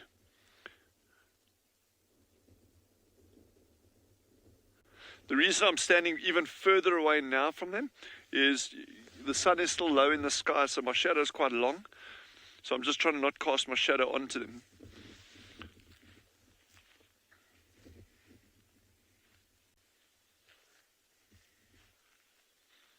Just adorable little things. And see how small their ears are. Things with ears, like the hearing is good, but when you don't have these nice big external pinna, or your earlobes, that it just becomes that much more challenging for directional sound. So if you look at things like kudu, rhino, giraffe, all your antelope species, they've all got these nice big, even lions, leopards, the bat-eared foxes that we've been seeing, things like that. I mean, they've got these massive ears, and it's just really, really, really good for being able to detect the finer sounds, but then also directional hearing is very, very good for them, very good on those different things. I think something like a bat-eared fox takes it to a new level, because I mean, they actually not just relying on their hearing to evade predators and that, but they're relying on their hearing to actually detect like insect life under the ground. I mean, how good your hearing's got to be to do that. It's a good thing I don't eat insects, because I wouldn't hear a thing.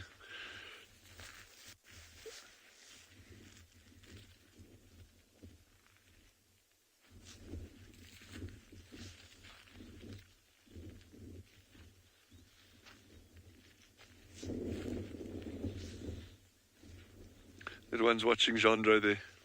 Look, giving him the hairy eyeball. Jandro, did you just blow a kiss back at the meerkats? He did. He really, actually genuinely did. I think he's been out here too long.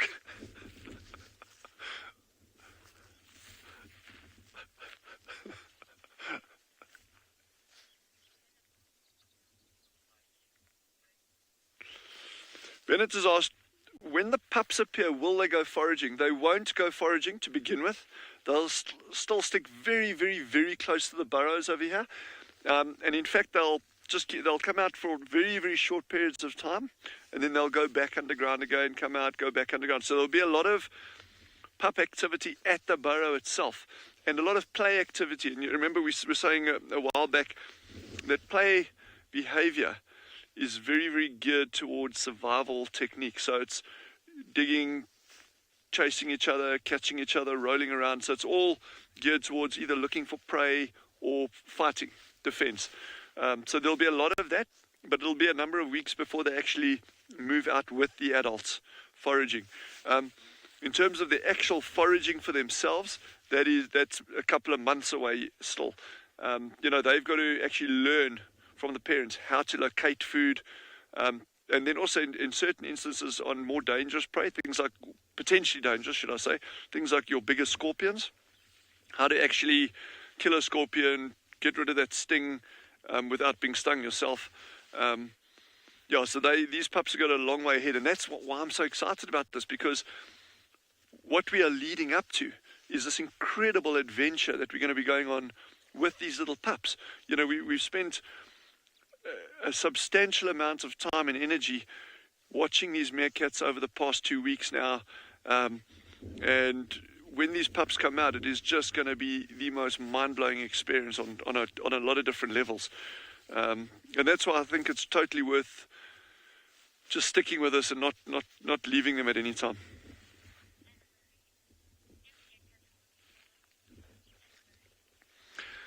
Anna Marie has just asked a question about their behavior in terms of hygiene and that, and she asked, do meerkats groom each other? That's called allo grooming, A-double-L-O, grooming. And yes, they do. They'll definitely do allo grooming, but not necessarily to the extent that some animals do it. But that social bonding of allo grooming is critical. So it's not just about keeping each other clean, but it's maintaining that social contact and transferring that scent from one to the other to keep that group cohesive.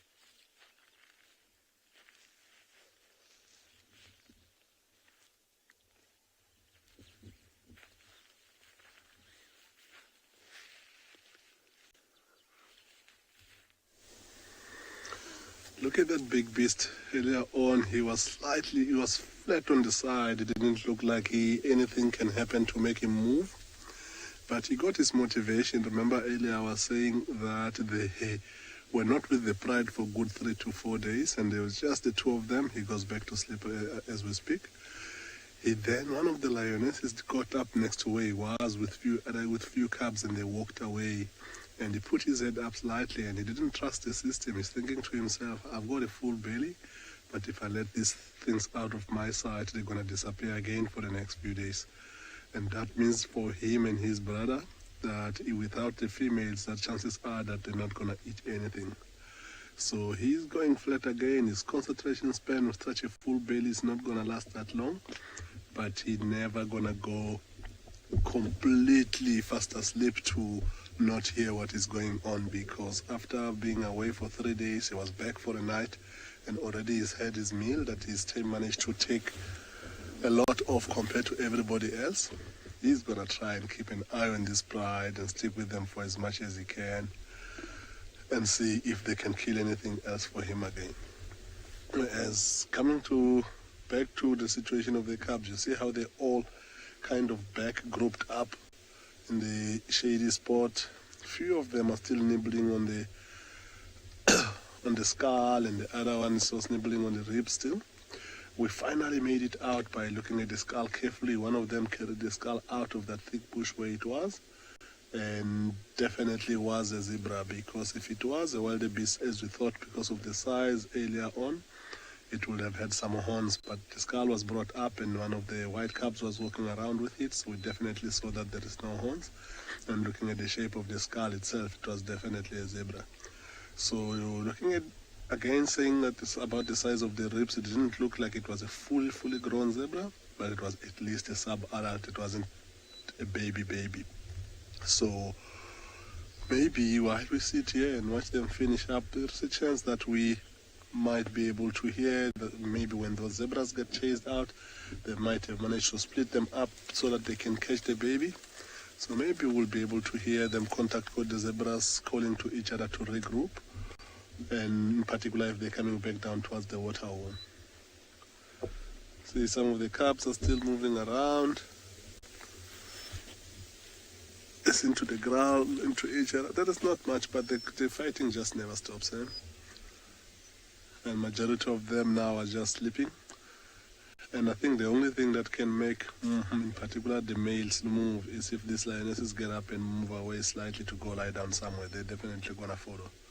And the two brothers looks like they've nicely strategized on this. The one brother is lying on the eastern side, and the other brother is lying completely on the southern side of them. So these two positions are nicely covered, that should they get up, one of them will be able to see this and they will be able to start following.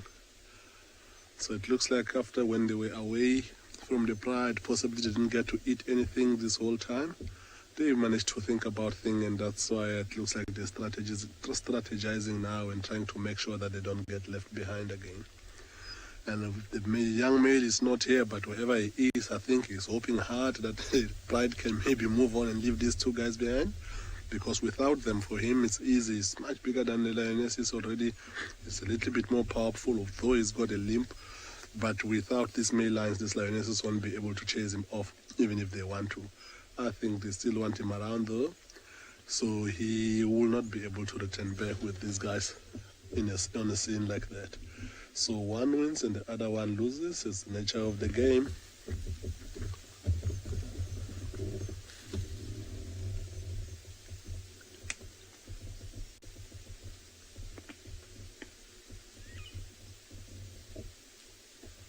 Sounds like there are some big bones being broken down on the other side. It might be those rib bones that we were talking about earlier on. So if these lions had the strong jaws as the hyenas that they killed, I think all of those bones will be finished by now, because hyenas would have only just try to take the flesh all over around. They will have chew most of those bones completely, because they've got a jaw strong enough for that type of stuff.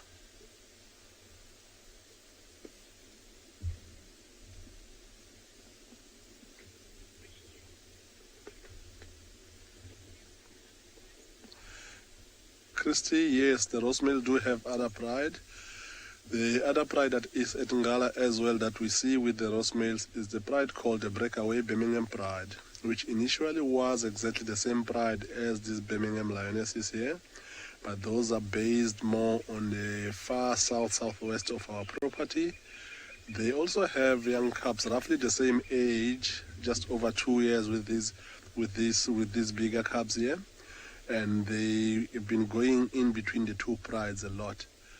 The last time I saw the Rosemales with the Breakaway Birmingham was a while ago, which made us think that maybe there might be some males that are starting to challenge them coming from the west.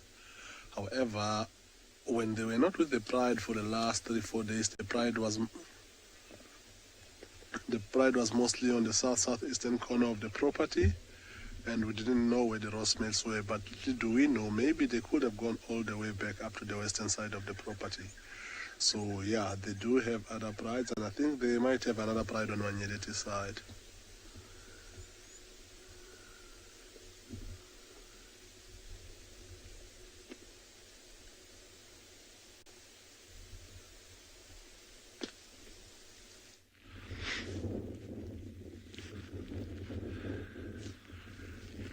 These little guys are just still very, very relaxed, very alert, constantly on the lookout. I don't know if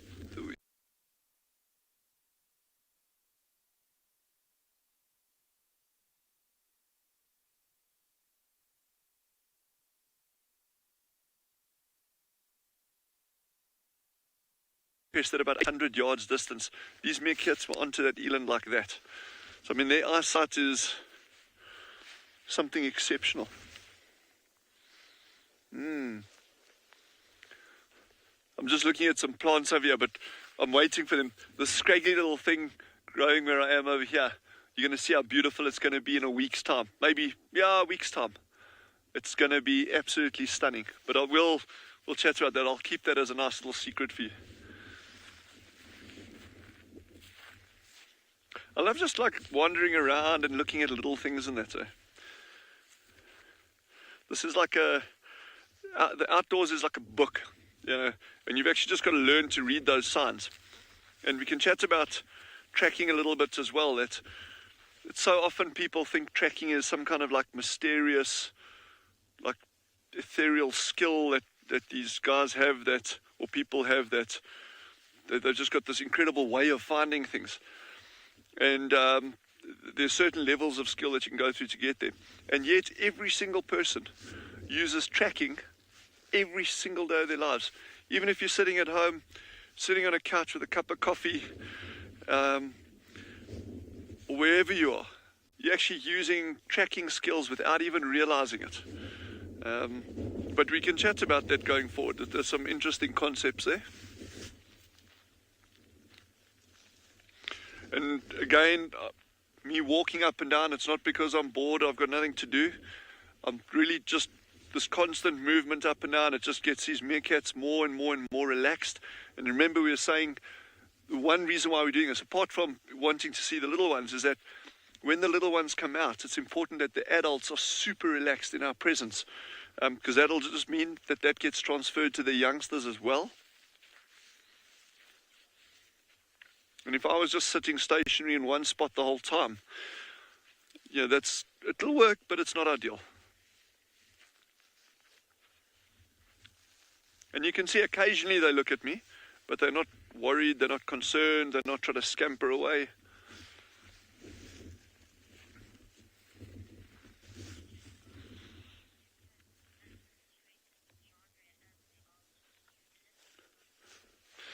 Yeah. Brian has just asked, are the meerkats as habituated with Gendre as they are with me? Absolutely. Gendre will sit there, they just don't even look at him. In fact, the other day, yes, it was the cutest thing. Not Gendre, but the meerkat.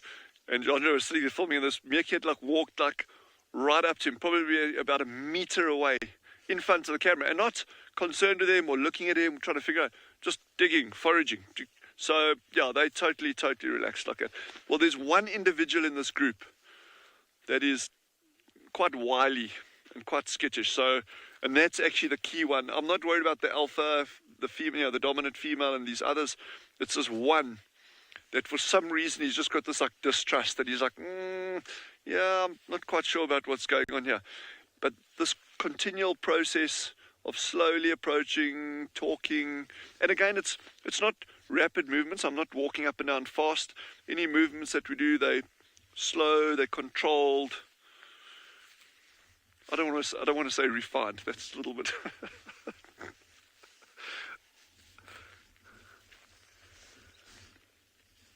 And you can do this with anything. It can be a squirrel in a park. It can be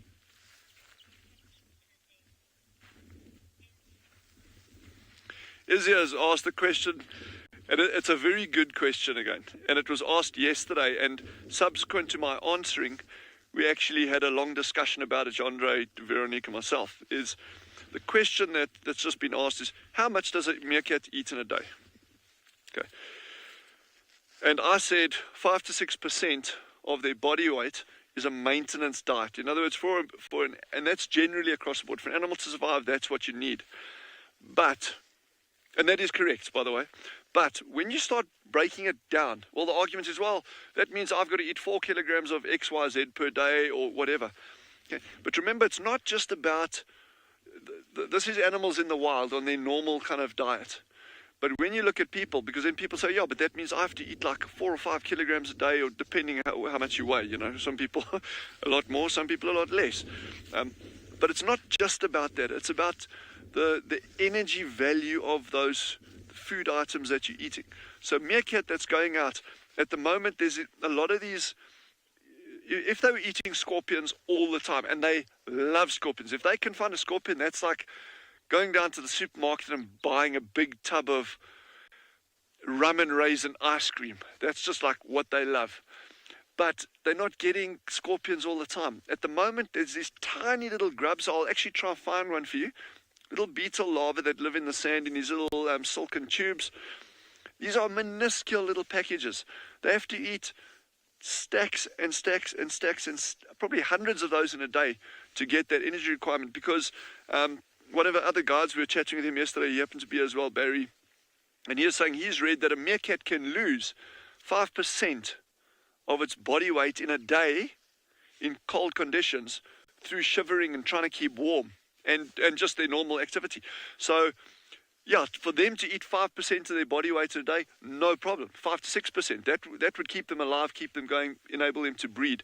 A female that's lactating like this one would probably be going through even more than that. But remember that energy that's coming in is getting burnt off as fast in terms of their small body size. They've got a very small surface area to body mass ratio, which means that they can lose heat very quickly, and heat is energy.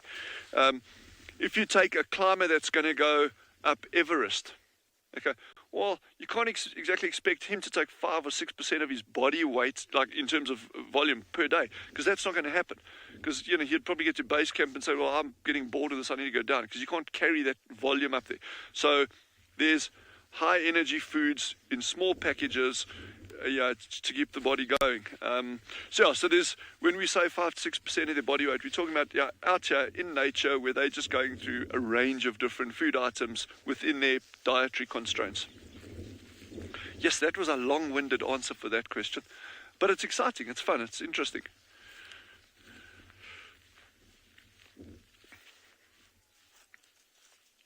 And also, we've got jackals calling in the background. Yeah, it's like one of those iconic sounds of Africa. You will not be able to hear it. It's just too far away, but it's just got some birds calling here. It's just beautiful out here this morning.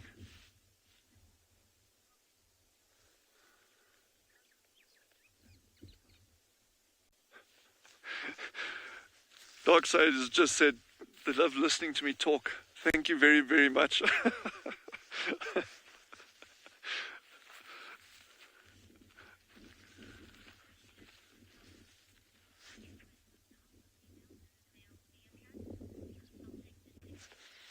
Consulting detective has asked, can I point out the alpha male and female meerkat?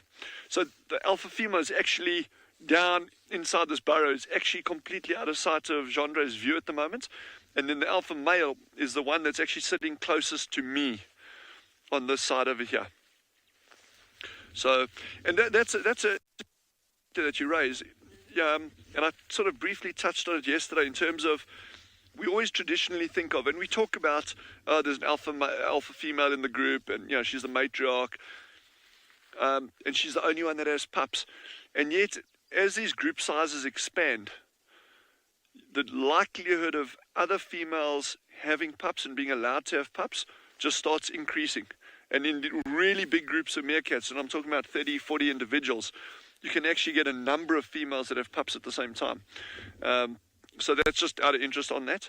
But yeah, the alpha female is actually currently, I've just got a view of her hidden that's sticking out from the angle that I'm standing at over here. So she's below ground for Gendry at the moment. I'm going to see if I can see you through the camera screen now. Hey everyone. Welcome to our world. I'm looking straight at you through the camera lens. Put that coffee down, and everyone look behind you, on the wall behind you. No, I'm just kidding.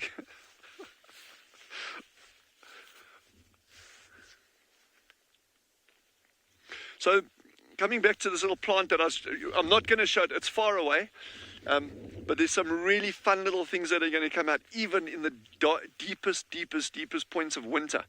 So, we've got some exciting stuff on the near horizon for you.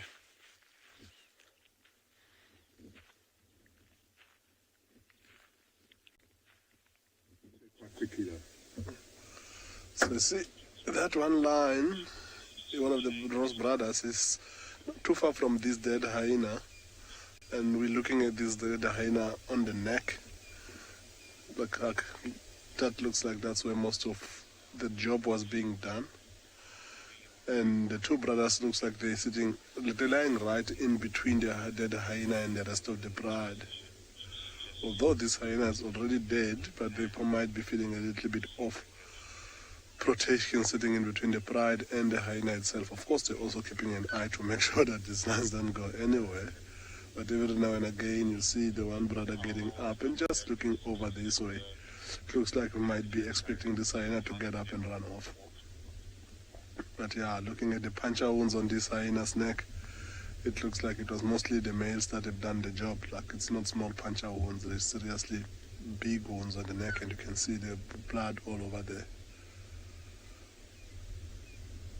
It looks like it was quite a small hyena, this one. The other one was much bigger than this. If you look at his legs, still looking dark, a little bit more fluffy. So this looks like it was an inexperienced hyena. So looking at where the two different carcasses are, you might find that the mother, the big one at the back, might be the one that got killed first, and this one didn't know what to do without mommy giving him instructions as to where to go and what to do. Unfortunately.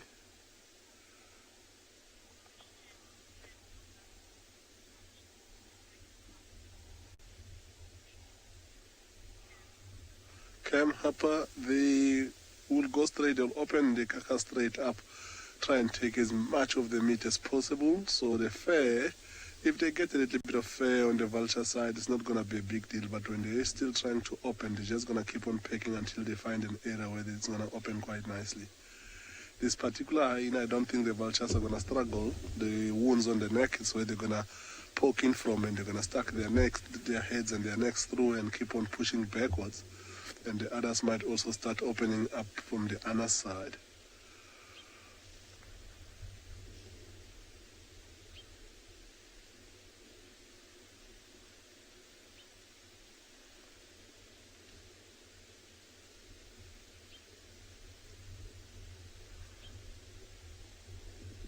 There is the other brother there, also facing on the right direction, just keeping an eye and making sure that everything is sorted still.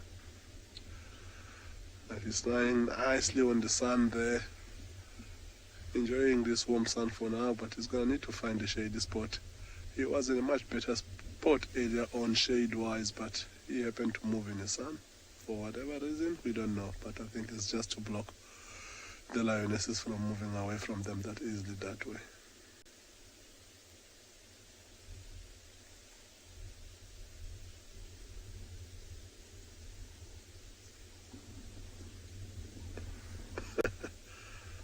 Always hear the sounds of the hippos on the background. Sounds like they're also having a good time back there.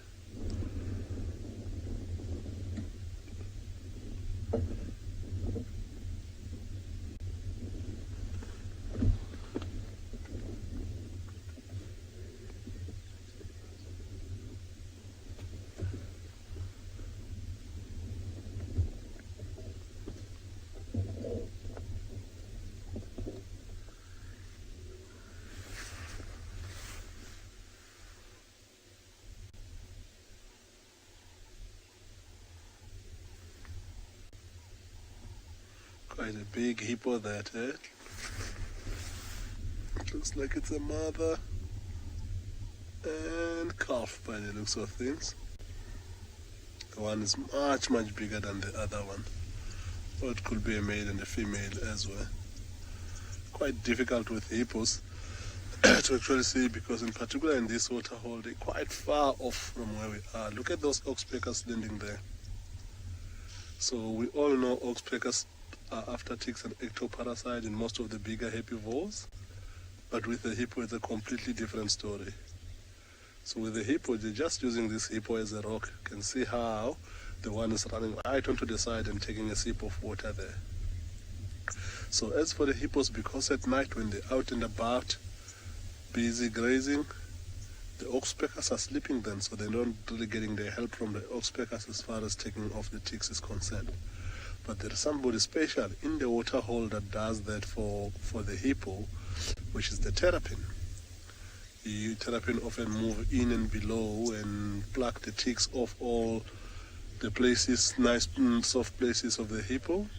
And as a reward, in particular at this time of the year, to warm up, the terrapins will come and sit right on top of the hippo to reach the sun without worrying about being in the water. Talk about a symbiotic relationship right there between the two. Looks like all those oxpeckers have had their drink and they decided to move on to go find their host of the day where they're going to get the ticks.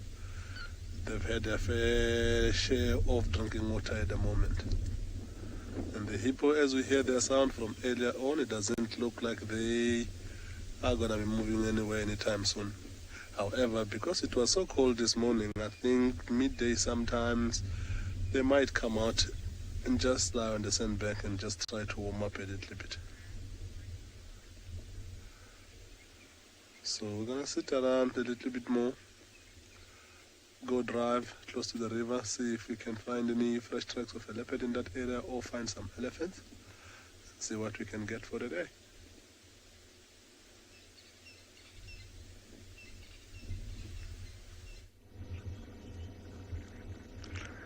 I'd also quite like to find some leopards this morning. We're on some pretty nice tracks, I'll tell you, of a leopardess, I think from last night sometime. I'm pretty sure they're tandies, don't know where they're going ultimately, but we've stopped to have a look at this giraffe to see if perhaps it is looking at a leopard or if it's just standing in the shade having a chew and a rest. And I think it is the latter. The morning has not warmed up at all. It is still pretty much the same temperature it was when we started the drive. And so I'm not really sure why this giraffe has decided to stand in the shade when it's quite so chilly. You were looking at some oxpeckers with the hippo earlier, and this giraffe has obviously got some oxpeckers, or an oxpecker on its horn and one on its cheek. I've often said I'd like my own oxpecker to aloe groom the top of my head from time to time. I think it must be quite nice and tickly. It just has to be a gentle oxpecker. But I'm sure that there must be an element of that to their tolerance of the oxpeckers, because I don't think that a giraffe's small brain is capable of looking long-term at the benefits of having the oxpecker on his head. I'm sure it actually feels quite nice, having their little claws massaging.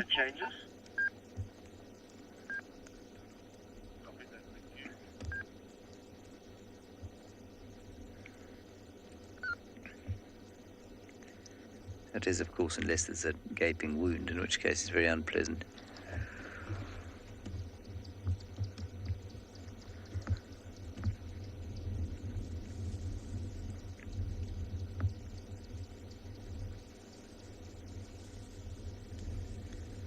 He really is in no mood to go anywhere, is he? I feel like BK and I should have parked in the sun, perhaps. BK's got some sun on him, is he okay?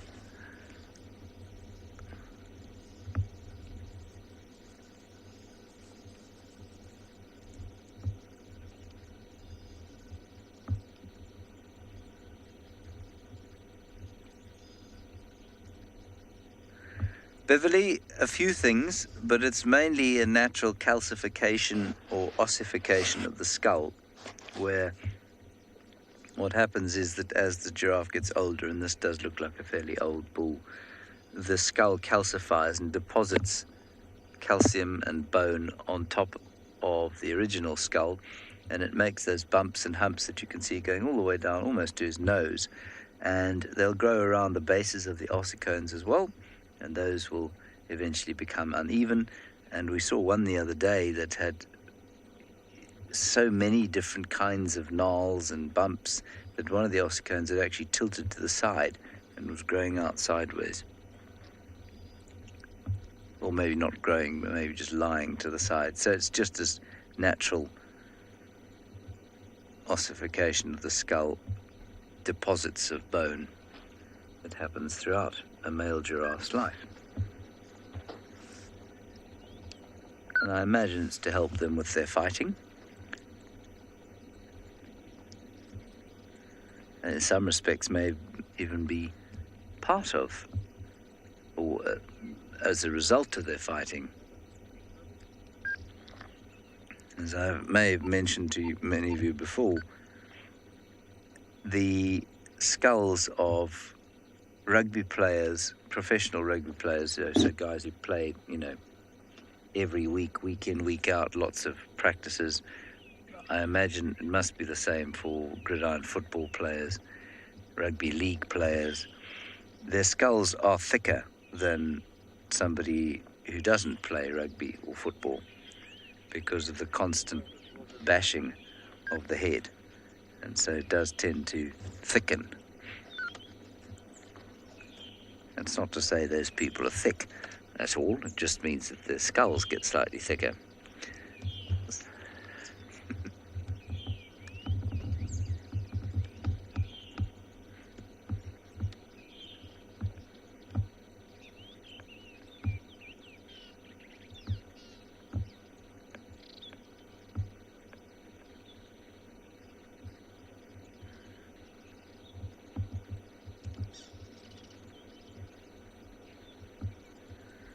This giraffe's going to head off into the bush, and I'm going to see if I can find some leopard tracks.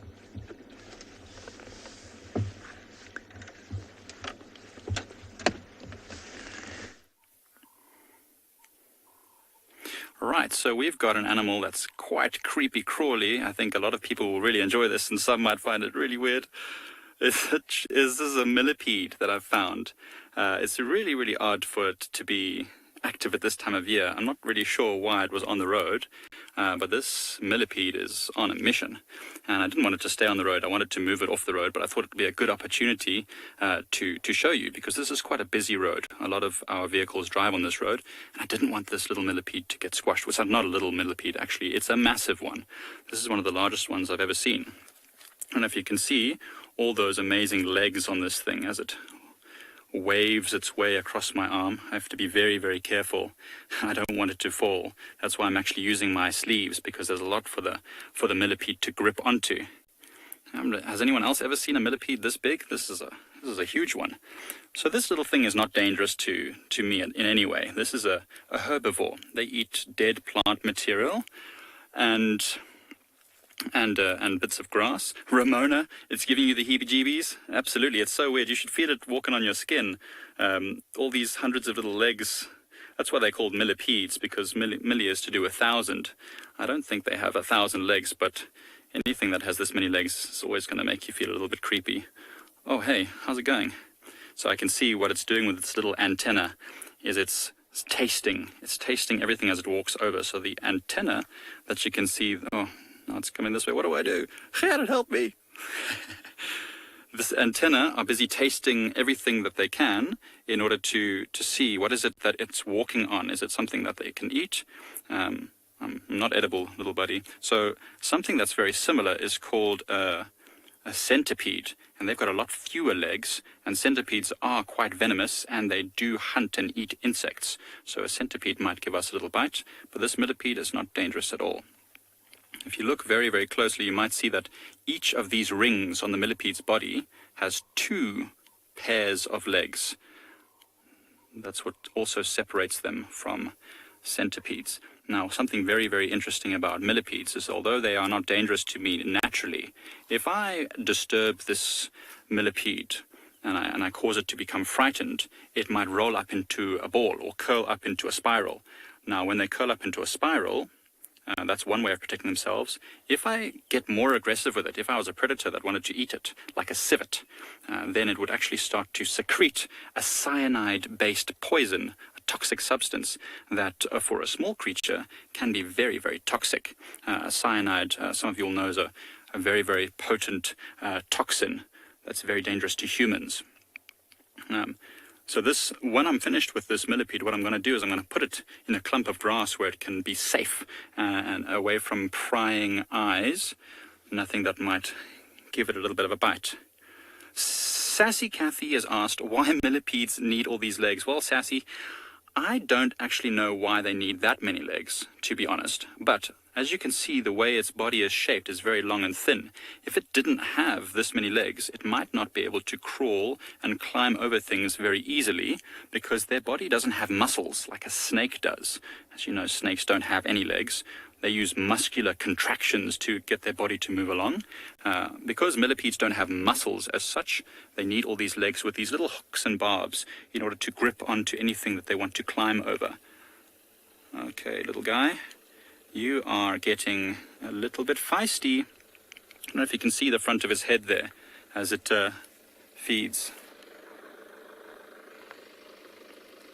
The eyes, well, millipedes don't really have eyes as such. They do have these little feelers at the antenna at the front here, which are helping it to taste its way around and get an idea of what's around it, but they don't have eyes, so they don't see like we can. They might see light and dark, potentially, very, very rudimentary eyes, but as far as I'm aware, they're almost completely blind.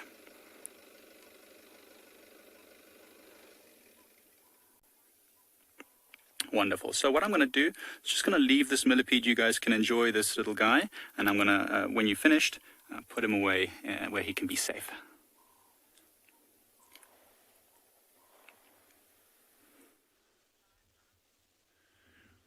So I think these little meerkats are fairly close to moving or foraging. So we're going to stay stationary. We're not going to move around. I'm not even going to walk around in that direction because it'll be really fun if we can actually see them moving off one at a time, one at a time, one at a time. And interestingly, they went in that direction yesterday as well, I think. And they'll utilize a particular area, for a couple of days.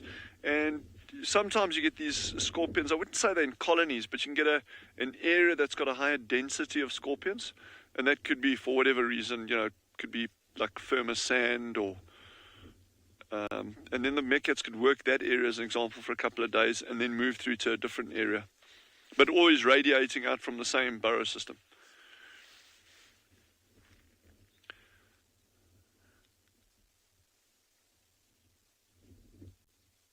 Yes, this is the toughest point for them. When they're sitting at this super safe environment, well, obviously within the relatively safe, should I rather say. They're right at their burrow system over here. These holes are right, literally, they could just dash down there in a millisecond and they're gone. But as they move away, they've got to go through these big open areas.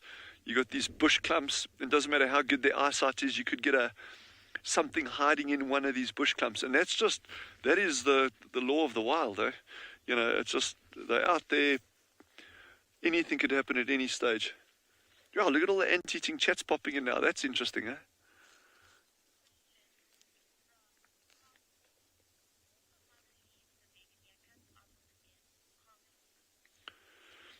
Carmen, you've asked a very good question there. Will the mother leave the baby meerkats out of the den?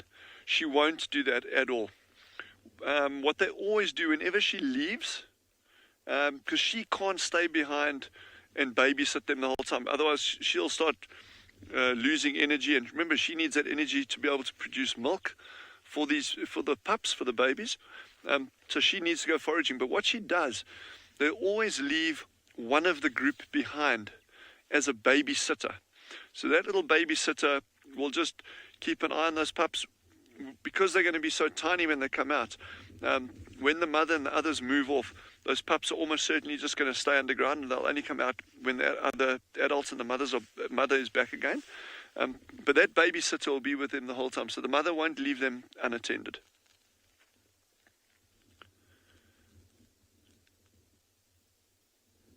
Yes, these ant-eating chats are moving closer to us. We're not going to go into them, but they're just flitting around here.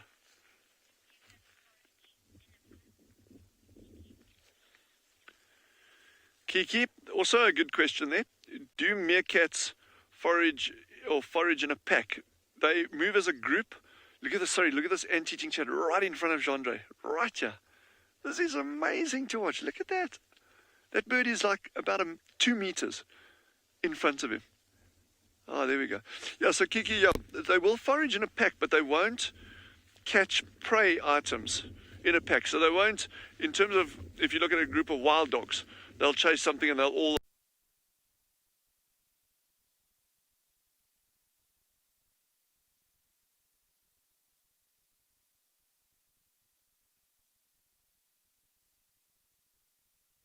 of meerkat, something like that, then they will mob them as a group.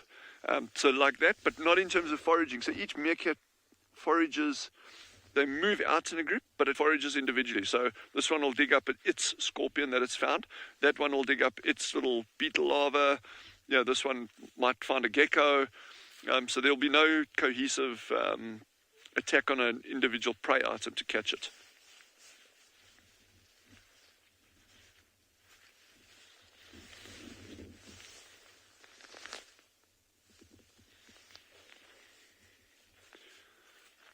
Yeah, I think these little meerkats are very close to moving off.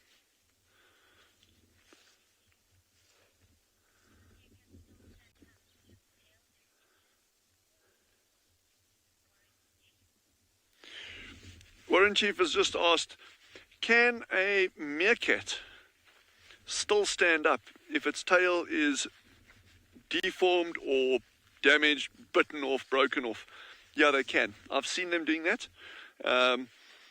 I think it would just be marginally more difficult, but, you know, I think there would be absolutely no issues in the long run with doing that. Yeah, the tail is important as a prop, but when you see them climbing, when they're doing sentry duty, when the group is out foraging, they'll sometimes do sentry duty where they actually climb into bushes and trees, and sometimes these are really scraggly little things. And then the tail is actually not helping them a huge amount. I mean, it does to an extent, but not a huge amount. And remember, these tails are not prehensile. In other words, when they're climbing up a bush, doesn't matter how flimsy or how strong it is, to do sentry duty, they actually cannot use that tail in a prehensile manner to try hold on to any of those stems and that. And yet, they do it very successfully by standing up in these bushes. So I think they'd be absolutely fine, even if the tail was bitten off or damaged in some way.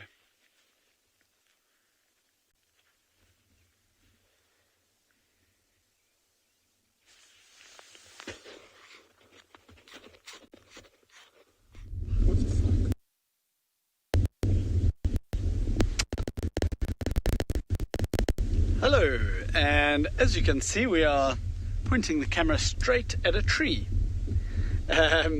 This tree here is called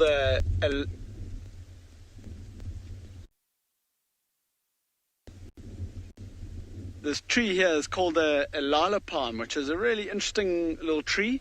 And what I've done is I've cut 2 strips of one of the leaves. So the leaves look a little something like this, and I've cut them and I've split them around this little root here. And we're going to make something. When the day is quiet and there's not too many animals around, this is the best thing to do. Now this is especially for the kids that are... Let's hope that I know how to do it well enough.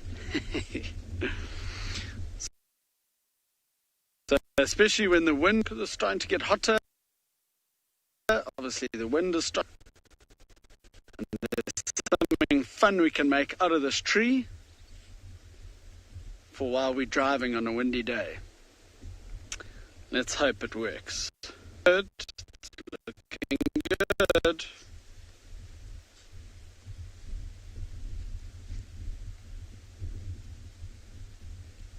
Okay, there we go. Look at that. So far, it looks... Now, what I'm going to do is I'm going to cut the tops off of these leaves quickly.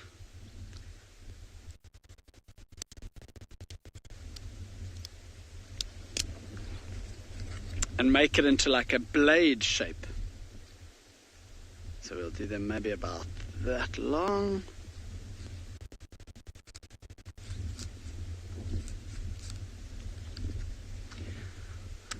So apparently our signal in this spot isn't that great.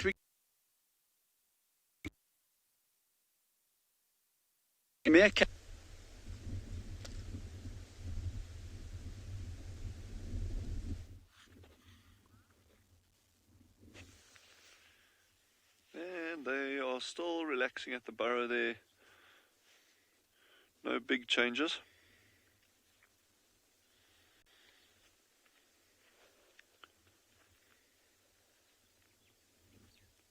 Every day is a day closer. That's what I say.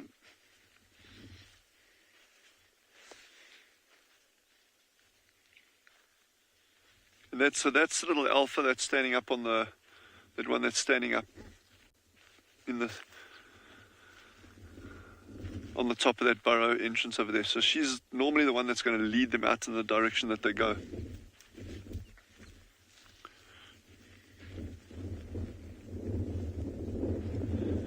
I've been scanning the springbuck in the far distance, but I'm not seeing any other obvious signs, and certainly no signs of raptors. And the sign of a raptor is what's going to really trigger these guys to start alarming, and that'll actually probably, if they do see a large raptor like a goshawk, a pale chanting goshawk or an eagle, that'll actually keep them at the burrows quite a bit longer until that threat moves off.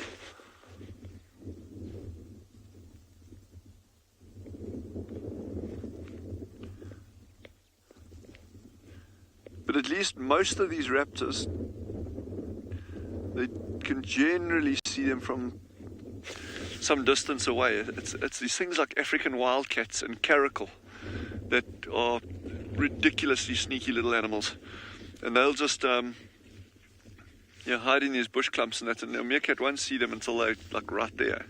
And if you get caught in the open, it's just a hop, skip and a pounce, and you've become dinner.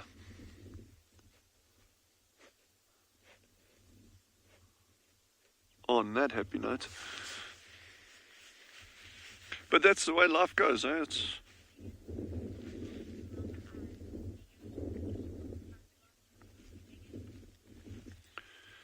Megan has asked, are those the dark patches around the eyes, the kind of sunglasses? It's a good question, and that is the accepted theory that really reduces glare on them. But then you get these like anomalies, these like weird little things. If you look at something like, let's say, a sengi. We were looking at a little bushveld elephant shrew or a bushveld sengi a couple of days ago or a week or so ago. I'm losing track of time. So that little animal is nocturnal and diurnal. They're very, very active during the day as well. And they've got bright white circles around their eyes. So, if you've got an animal that is strictly diurnal and they've got dark patches around the eyes, well, then it makes total sense. But then what about these things like that, where you say, well, actually, here's an animal that's active during the day, but it's got these bright white circles around the eyes. So, yeah, I think that would be a really interesting line of research going forward, and it would also challenge just traditionally accepted views of coloration on animals and what it means. So I think there's still some good potential for work in those areas.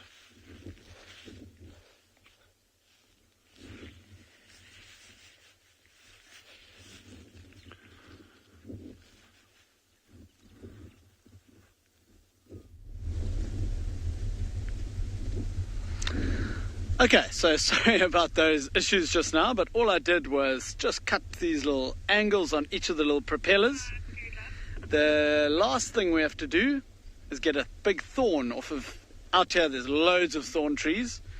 So we get a little thorn and we stick that in the back, just like that. And we are ready to go. Should we test and see if it works? Hopefully. This is going to be very embarrassing if it doesn't work, that's for sure. But let's see. So watch this. When we drive and it's a bit windy and we get wind blowing into this, it should, hopefully, start spinning. I made a backup one earlier just in case. Okay, watch this. Oh, wait, sorry. Okay, let's see. Hey, look at it go. It's spinning like mad at the moment, and we're only driving slowly. We're driving like 10 k's an hour.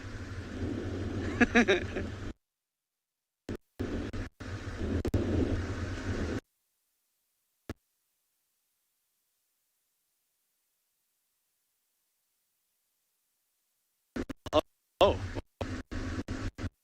both at the same time. Whoa, look at that. Good times.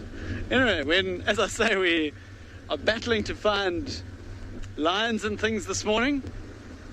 So now we have fun with trees instead. I was saying earlier when we were at the last place where we left the lions last night, I was saying there's maybe a chance they've come up towards our airstrip. This is now the second time we're checking the airstrip, but no luck yet. We are having a look around to see if there's any rhinos around, or pretty much anything at the moment.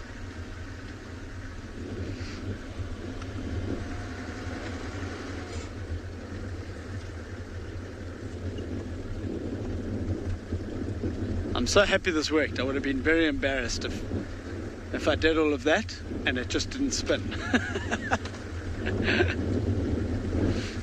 And you can probably even do this with like that very thin cardboard, if you had to cut it into strips, and then maybe use like a pencil or even a thorn if you've got thorn trees in your back garden. And you can make your own little fan and run around the garden with it, or put it out the window while your parents are driving to the shops.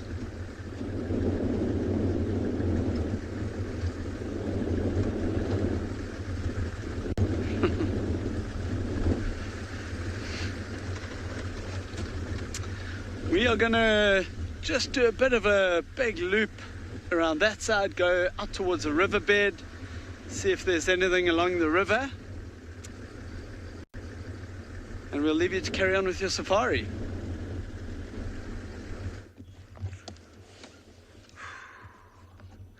We have come to the waterhole where there are some hippopotamuses, sorry, I can't say that, hippopotamuses, and some grebes swimming around with the hippopotamuses.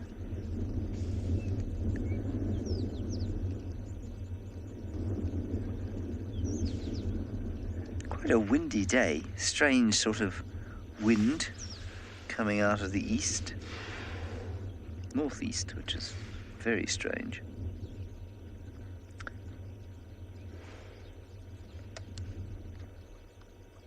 Just thought we'd come up and see if anything had come down to drink, or maybe there was a mystery pride of lions lurking around here. You never know. But we've got a nice pod of hippopotamuses instead. All of which I'm sure are enjoying the relative warmth of the water.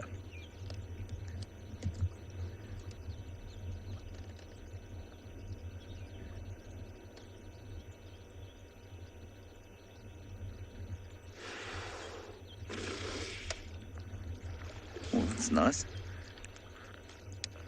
A little bit of playing.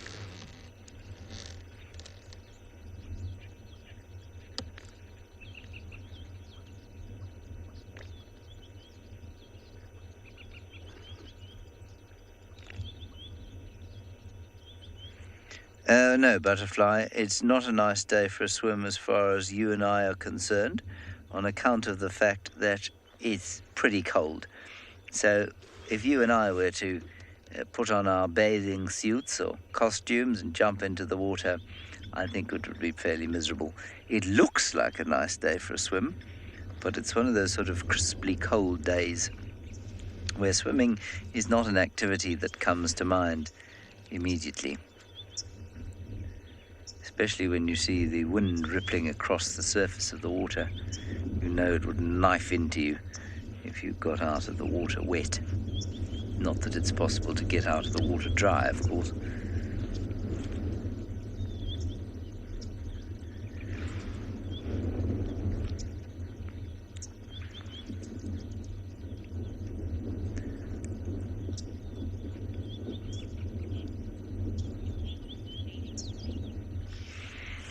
I guess because, Sassy Cassie, the hippo doesn't feel any threat from the grebe.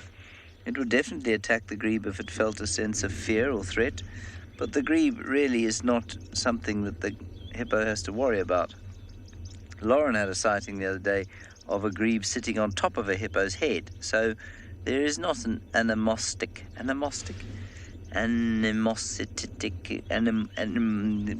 they're friends.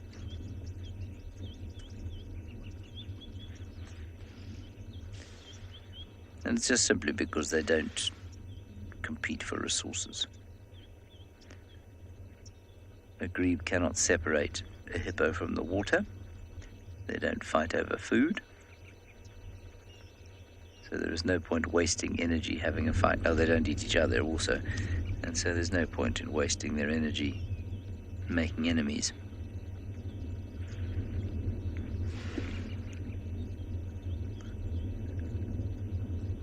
So many things out here are about energy balance and conserving energy, and hippos specifically geared towards reducing the amount of energy it uses. And making enemies of something like a grebe just doesn't make a whole lot of energetic sense.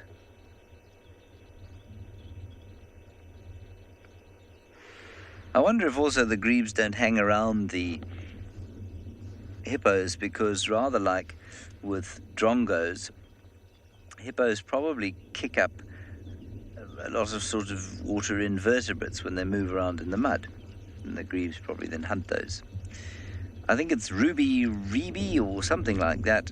The reason that hippos don't feel the cold in the water is the same reason that seals and dolphins and whales don't feel the cold in the water. They have coverings of insulation.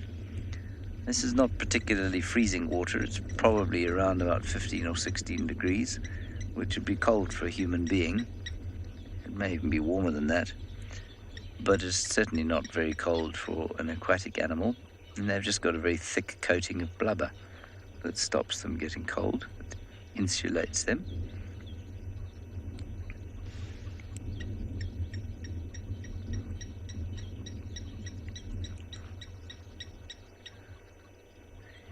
I mean, there are mammals that survive in utterly frigid waters, close to zero at the poles. Douglas, what an interesting question. Same way that you know how to breathe when you're sleeping, Douglas. Your breathing is not conscious. It happens through the autonomous nervous system. So if you were to just sit down, unless I say to you, now that I've mentioned it, you probably are concentrating on your breathing. But most of the time, when you're asleep and, in fact, when you're awake, your body is breathing automatically. And it's the same thing with a hippo. A hippo goes down, sleeps a bit, starts to run out of air, and then pops up and breathes up, and then sinks down again, and then slowly it'll run out of air, and automatically it'll just lift its head, stick its nose out of the water and breathe, and then put its head down again. So I think it's an entirely automatic response, and I think it's probably born of a decrease in oxygen in the blood. So as there's a lovely terrapin there having a nice little rest. So as the oxygen decreases in the body, so the hippo's automatic nervous system tells it to lift its head out of the water, have a little breathe, and then it can sink down again. It's exactly the same way as human breathing works.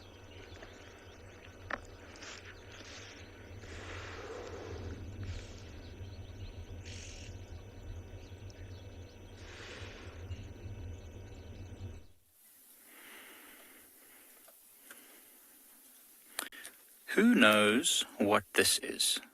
Something quite small, maybe only about 50 kilograms.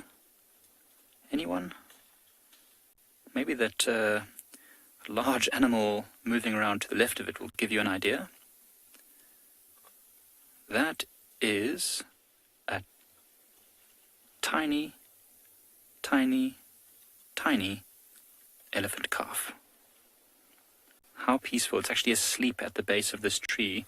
Its mother is busy breaking up this sickle bush, to get to some of the grasses and the roots at the base of it. And the baby has decided that this is far too much activity and it's time to sleep. And as you were talking about hippos in the water and the water being very cold, this baby elephant is probably really enjoying sleeping in the sun, warming up after what was an incredibly cold morning. I'm still wearing my fleece. It's cold.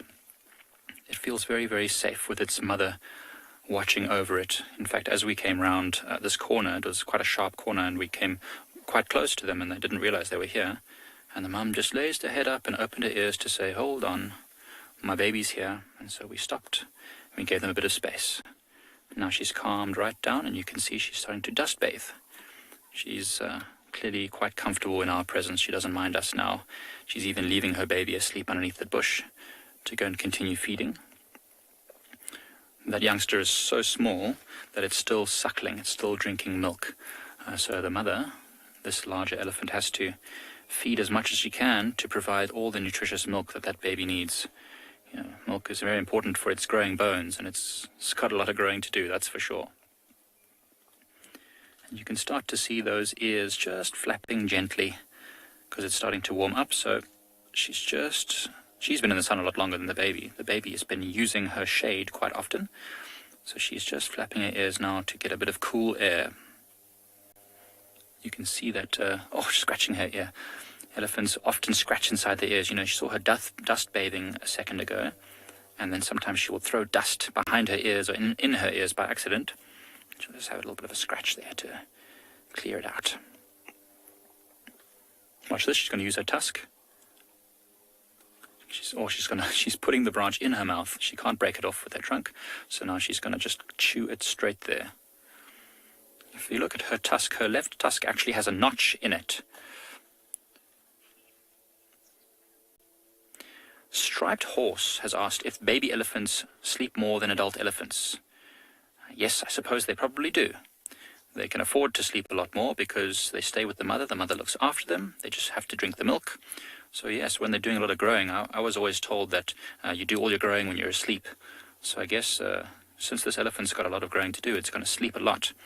Certainly we see elephants sleeping sometimes, very rarely sleeping on the ground, curled up in a ball like this baby.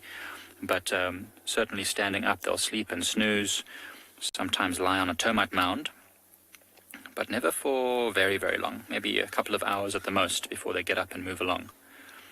So yes, I think they do probably sleep more than the parents. Those little legs got to carry them much further than the big long legs of the elephants, of their parents. So I guess, they've got a lot of energy to catch up on. So as I was talking about the notch on that elephant's tusk, so I don't know if we'll be able to see it now, it's behind some bushes, but what often happens is they develop tendencies of being either left-handed or right-handed. So you can just see the notch on that elephant's tusk there. So this elephant is often using the left tusk to break branches and grass. And you can actually see that it's developed a notch. So this is a left-handed or left-trunked elephant. Sometimes you'll even see them curling the tusk. My goodness, I'm getting tongue-tied. They sometimes curl the trunk the same way each and every time, which tells you also that they are left or right-handed, I suppose. It's actually really nice to see. I haven't seen an elephant here on Pride Lands yet which had such a prominent notch on its tusk. It's interesting because the right tusk is actually shorter, so maybe it uses both. Maybe it's ambidextrous, an ambidextrous elephant. Try and say that very fast, 5 times in a row. I'm not going to try it, actually. I'll definitely get tongue-tied then. It's a lovely, peaceful scene. You can still see on the bottom of your screen there on the right-hand side that baby curled up. Actually looks like a rock. That's perfect camouflage.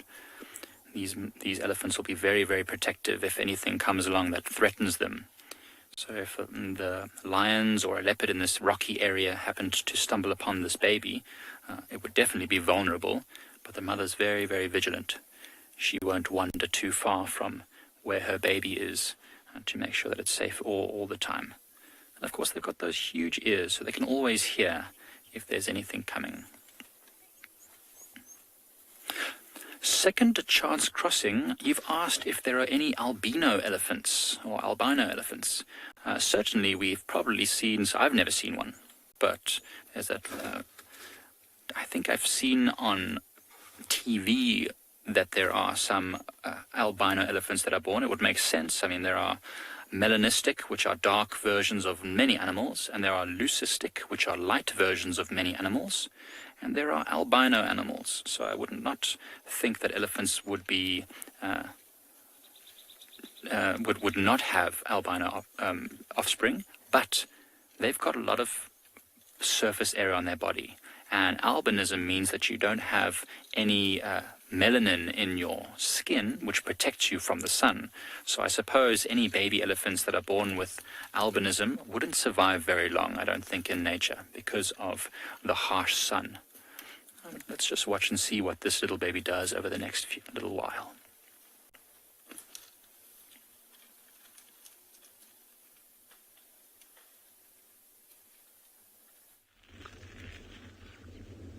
And these little meerkats are still here, still at the burrow. They haven't moved out foraging yet. I think this is just a great indication of just how good their foraging is currently. The moment they're nutritionally stressed, they're going to start putting in more and more and more effort over a longer period to try to get enough food to eat. And what we're seeing here, the fact that they are not moving out in any rush every single morning, and even when we're not around, it's only Veronique, the meerkat habituator, that's confirmed as well that it's not that we are having any impact on these animals. It's just they're obviously getting plenty to eat, which is really, really good and encouraging from the perspective of the fact that they have these pups underground here.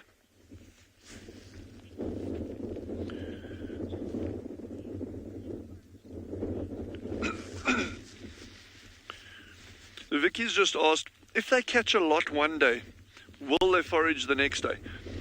Yes, they will. Because they are such small animals, they can lose heat very, very quickly. With the wind and just their normal activity outside. So they just need to keep on building their energy. And also remember, they can't store food, or they don't. It's not in their habit. So you get something that catch a larger prey item like the leopards. They'll catch something, they can feed on that for 3-4 days at a time. A lion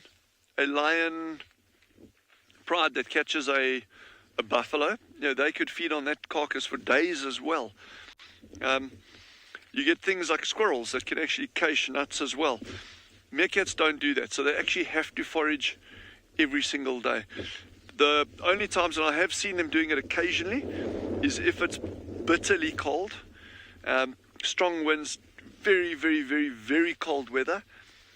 In times like that, then they have stayed underground the entire day and not gone out, because then it's just they and again, it's probably not a conscious decision. Like, they're not sitting there doing the maths like, okay, if I manage to get out X amount of calories from my food, I'll be able to make this up. They're not doing that. It's just that those weather conditions are just not conducive, and they're just going to lose so much energy. They just stay underground. But then the following days will be absolutely critical. And if you've got a female that's lactating, in other words, she's got pups, she's supplying them with milk, days like that can be very, very, very bad news if you've got little ones around. But I don't want to jinx it, but what I'm seeing here so far, I'm very optimistic that these pups are going to be fine.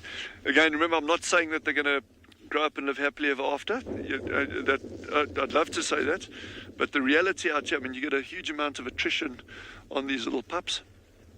And if she has 4 or 5 youngsters, to get 2 of them to adulthood or to the end of their first year, she'll be doing well.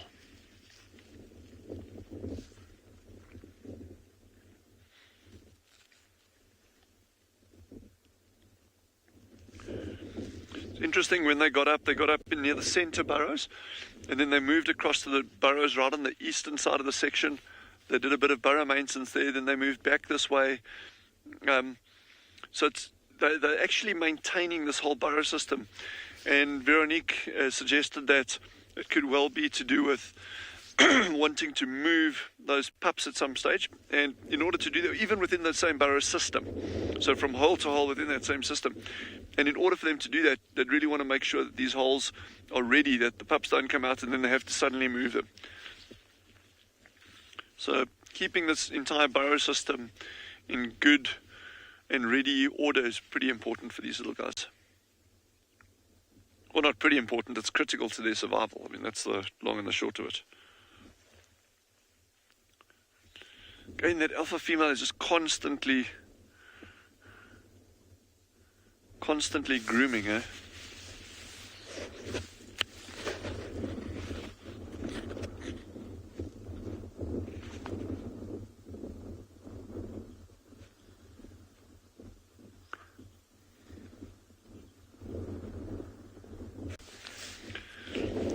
Sorry, I just had a bit of wind break up on my mic over here. Sorry, what was the question? I got the name is Angie asked the question.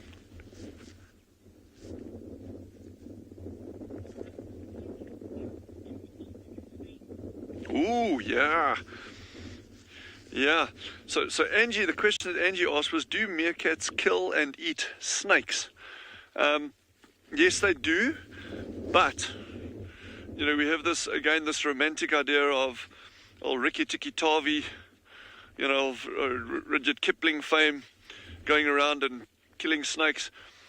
They are capable of doing that, but it's not typical for them to do that. The snakes that they'll be up against in this environment can be extremely dangerous and large. Some of you may have seen these Cape Cobras, you know, that we've spent a little bit of time with over the past couple of weeks. These are super aggressive, incredibly venomous snakes. The other ones here that we started off with a couple of weeks ago when they were still active are the puff adders. It's a kind of viper. Also, you know, these are big, tough, slow-moving snakes, but they'll predate on even on adult meerkats occasionally, but normally more so on the pups. And then in this area, and I've been hoping to find him, but I haven't seen any signs recently, there's a big Natal python, or what you call an African rock python. So meerkats will normally try to deter these snakes, but it's seldom that they'll actually kill and eat these very big ones. But certainly smaller ones, they will do that, definitely. Wild Earth relies on support from viewers like you to carry on broadcasting our daily live shows. A small donation goes a long way in helping us on our mission to connect the world with nature. Please visit our support page to see how you can help and become part of the Wild Earth family. So we just came across the road now, or driving around just to see what we can find so long. See these marks on the ground? These are drag marks. It looks like something has been dragged here. It looks like maybe an impala or something small like a duiker. It's quite late in the show now for us to be able to track and find this thing. It might take a while. Trekking session do take some time sometimes. So what we're gonna do, this will be a great place for us to start for our afternoon drive and see if we can come right. Maybe there will still be, a leopard will still be in this carcass, or hyenas will have stolen it, but we'll find out later and keep you updated.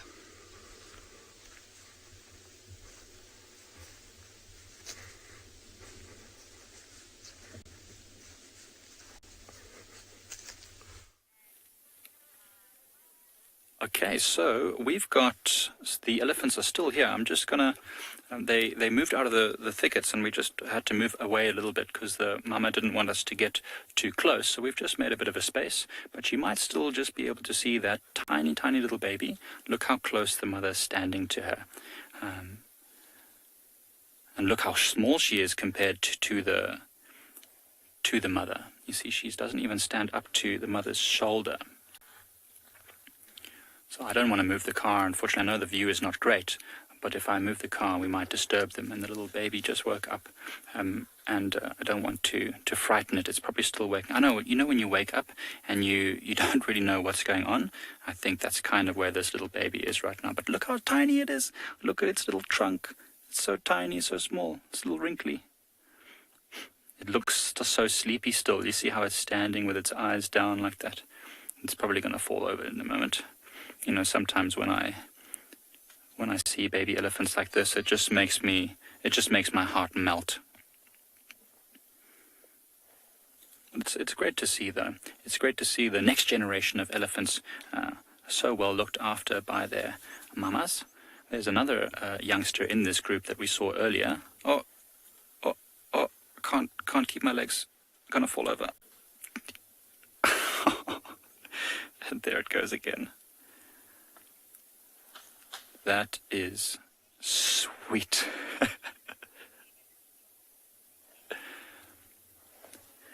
There's a question from Samantha about which elephant is bigger and stronger, the Asian or African elephants.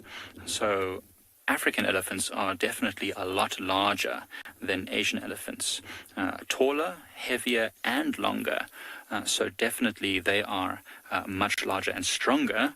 However, they are also a lot more wild and free-spirited, can I put it that way? If you know, a lot of elephants in Asia are used in many different ways to help with building roads and doing all sorts of other things in those rural areas. So elephants have become really part of the societies in Asia. So definitely African elephants are larger and stronger, but Asian elephants tend to be much more, how can I say, calm-natured and able to help people with all sorts of different things. African elephants have never been tamed as such. They're just maybe a bit too large and a bit too powerful. So we've got another young male elephant here in front of us now, also just standing in front of us between the mama and the baby. This one's actually only got one tusk. I wonder if he broke it playing with another elephant.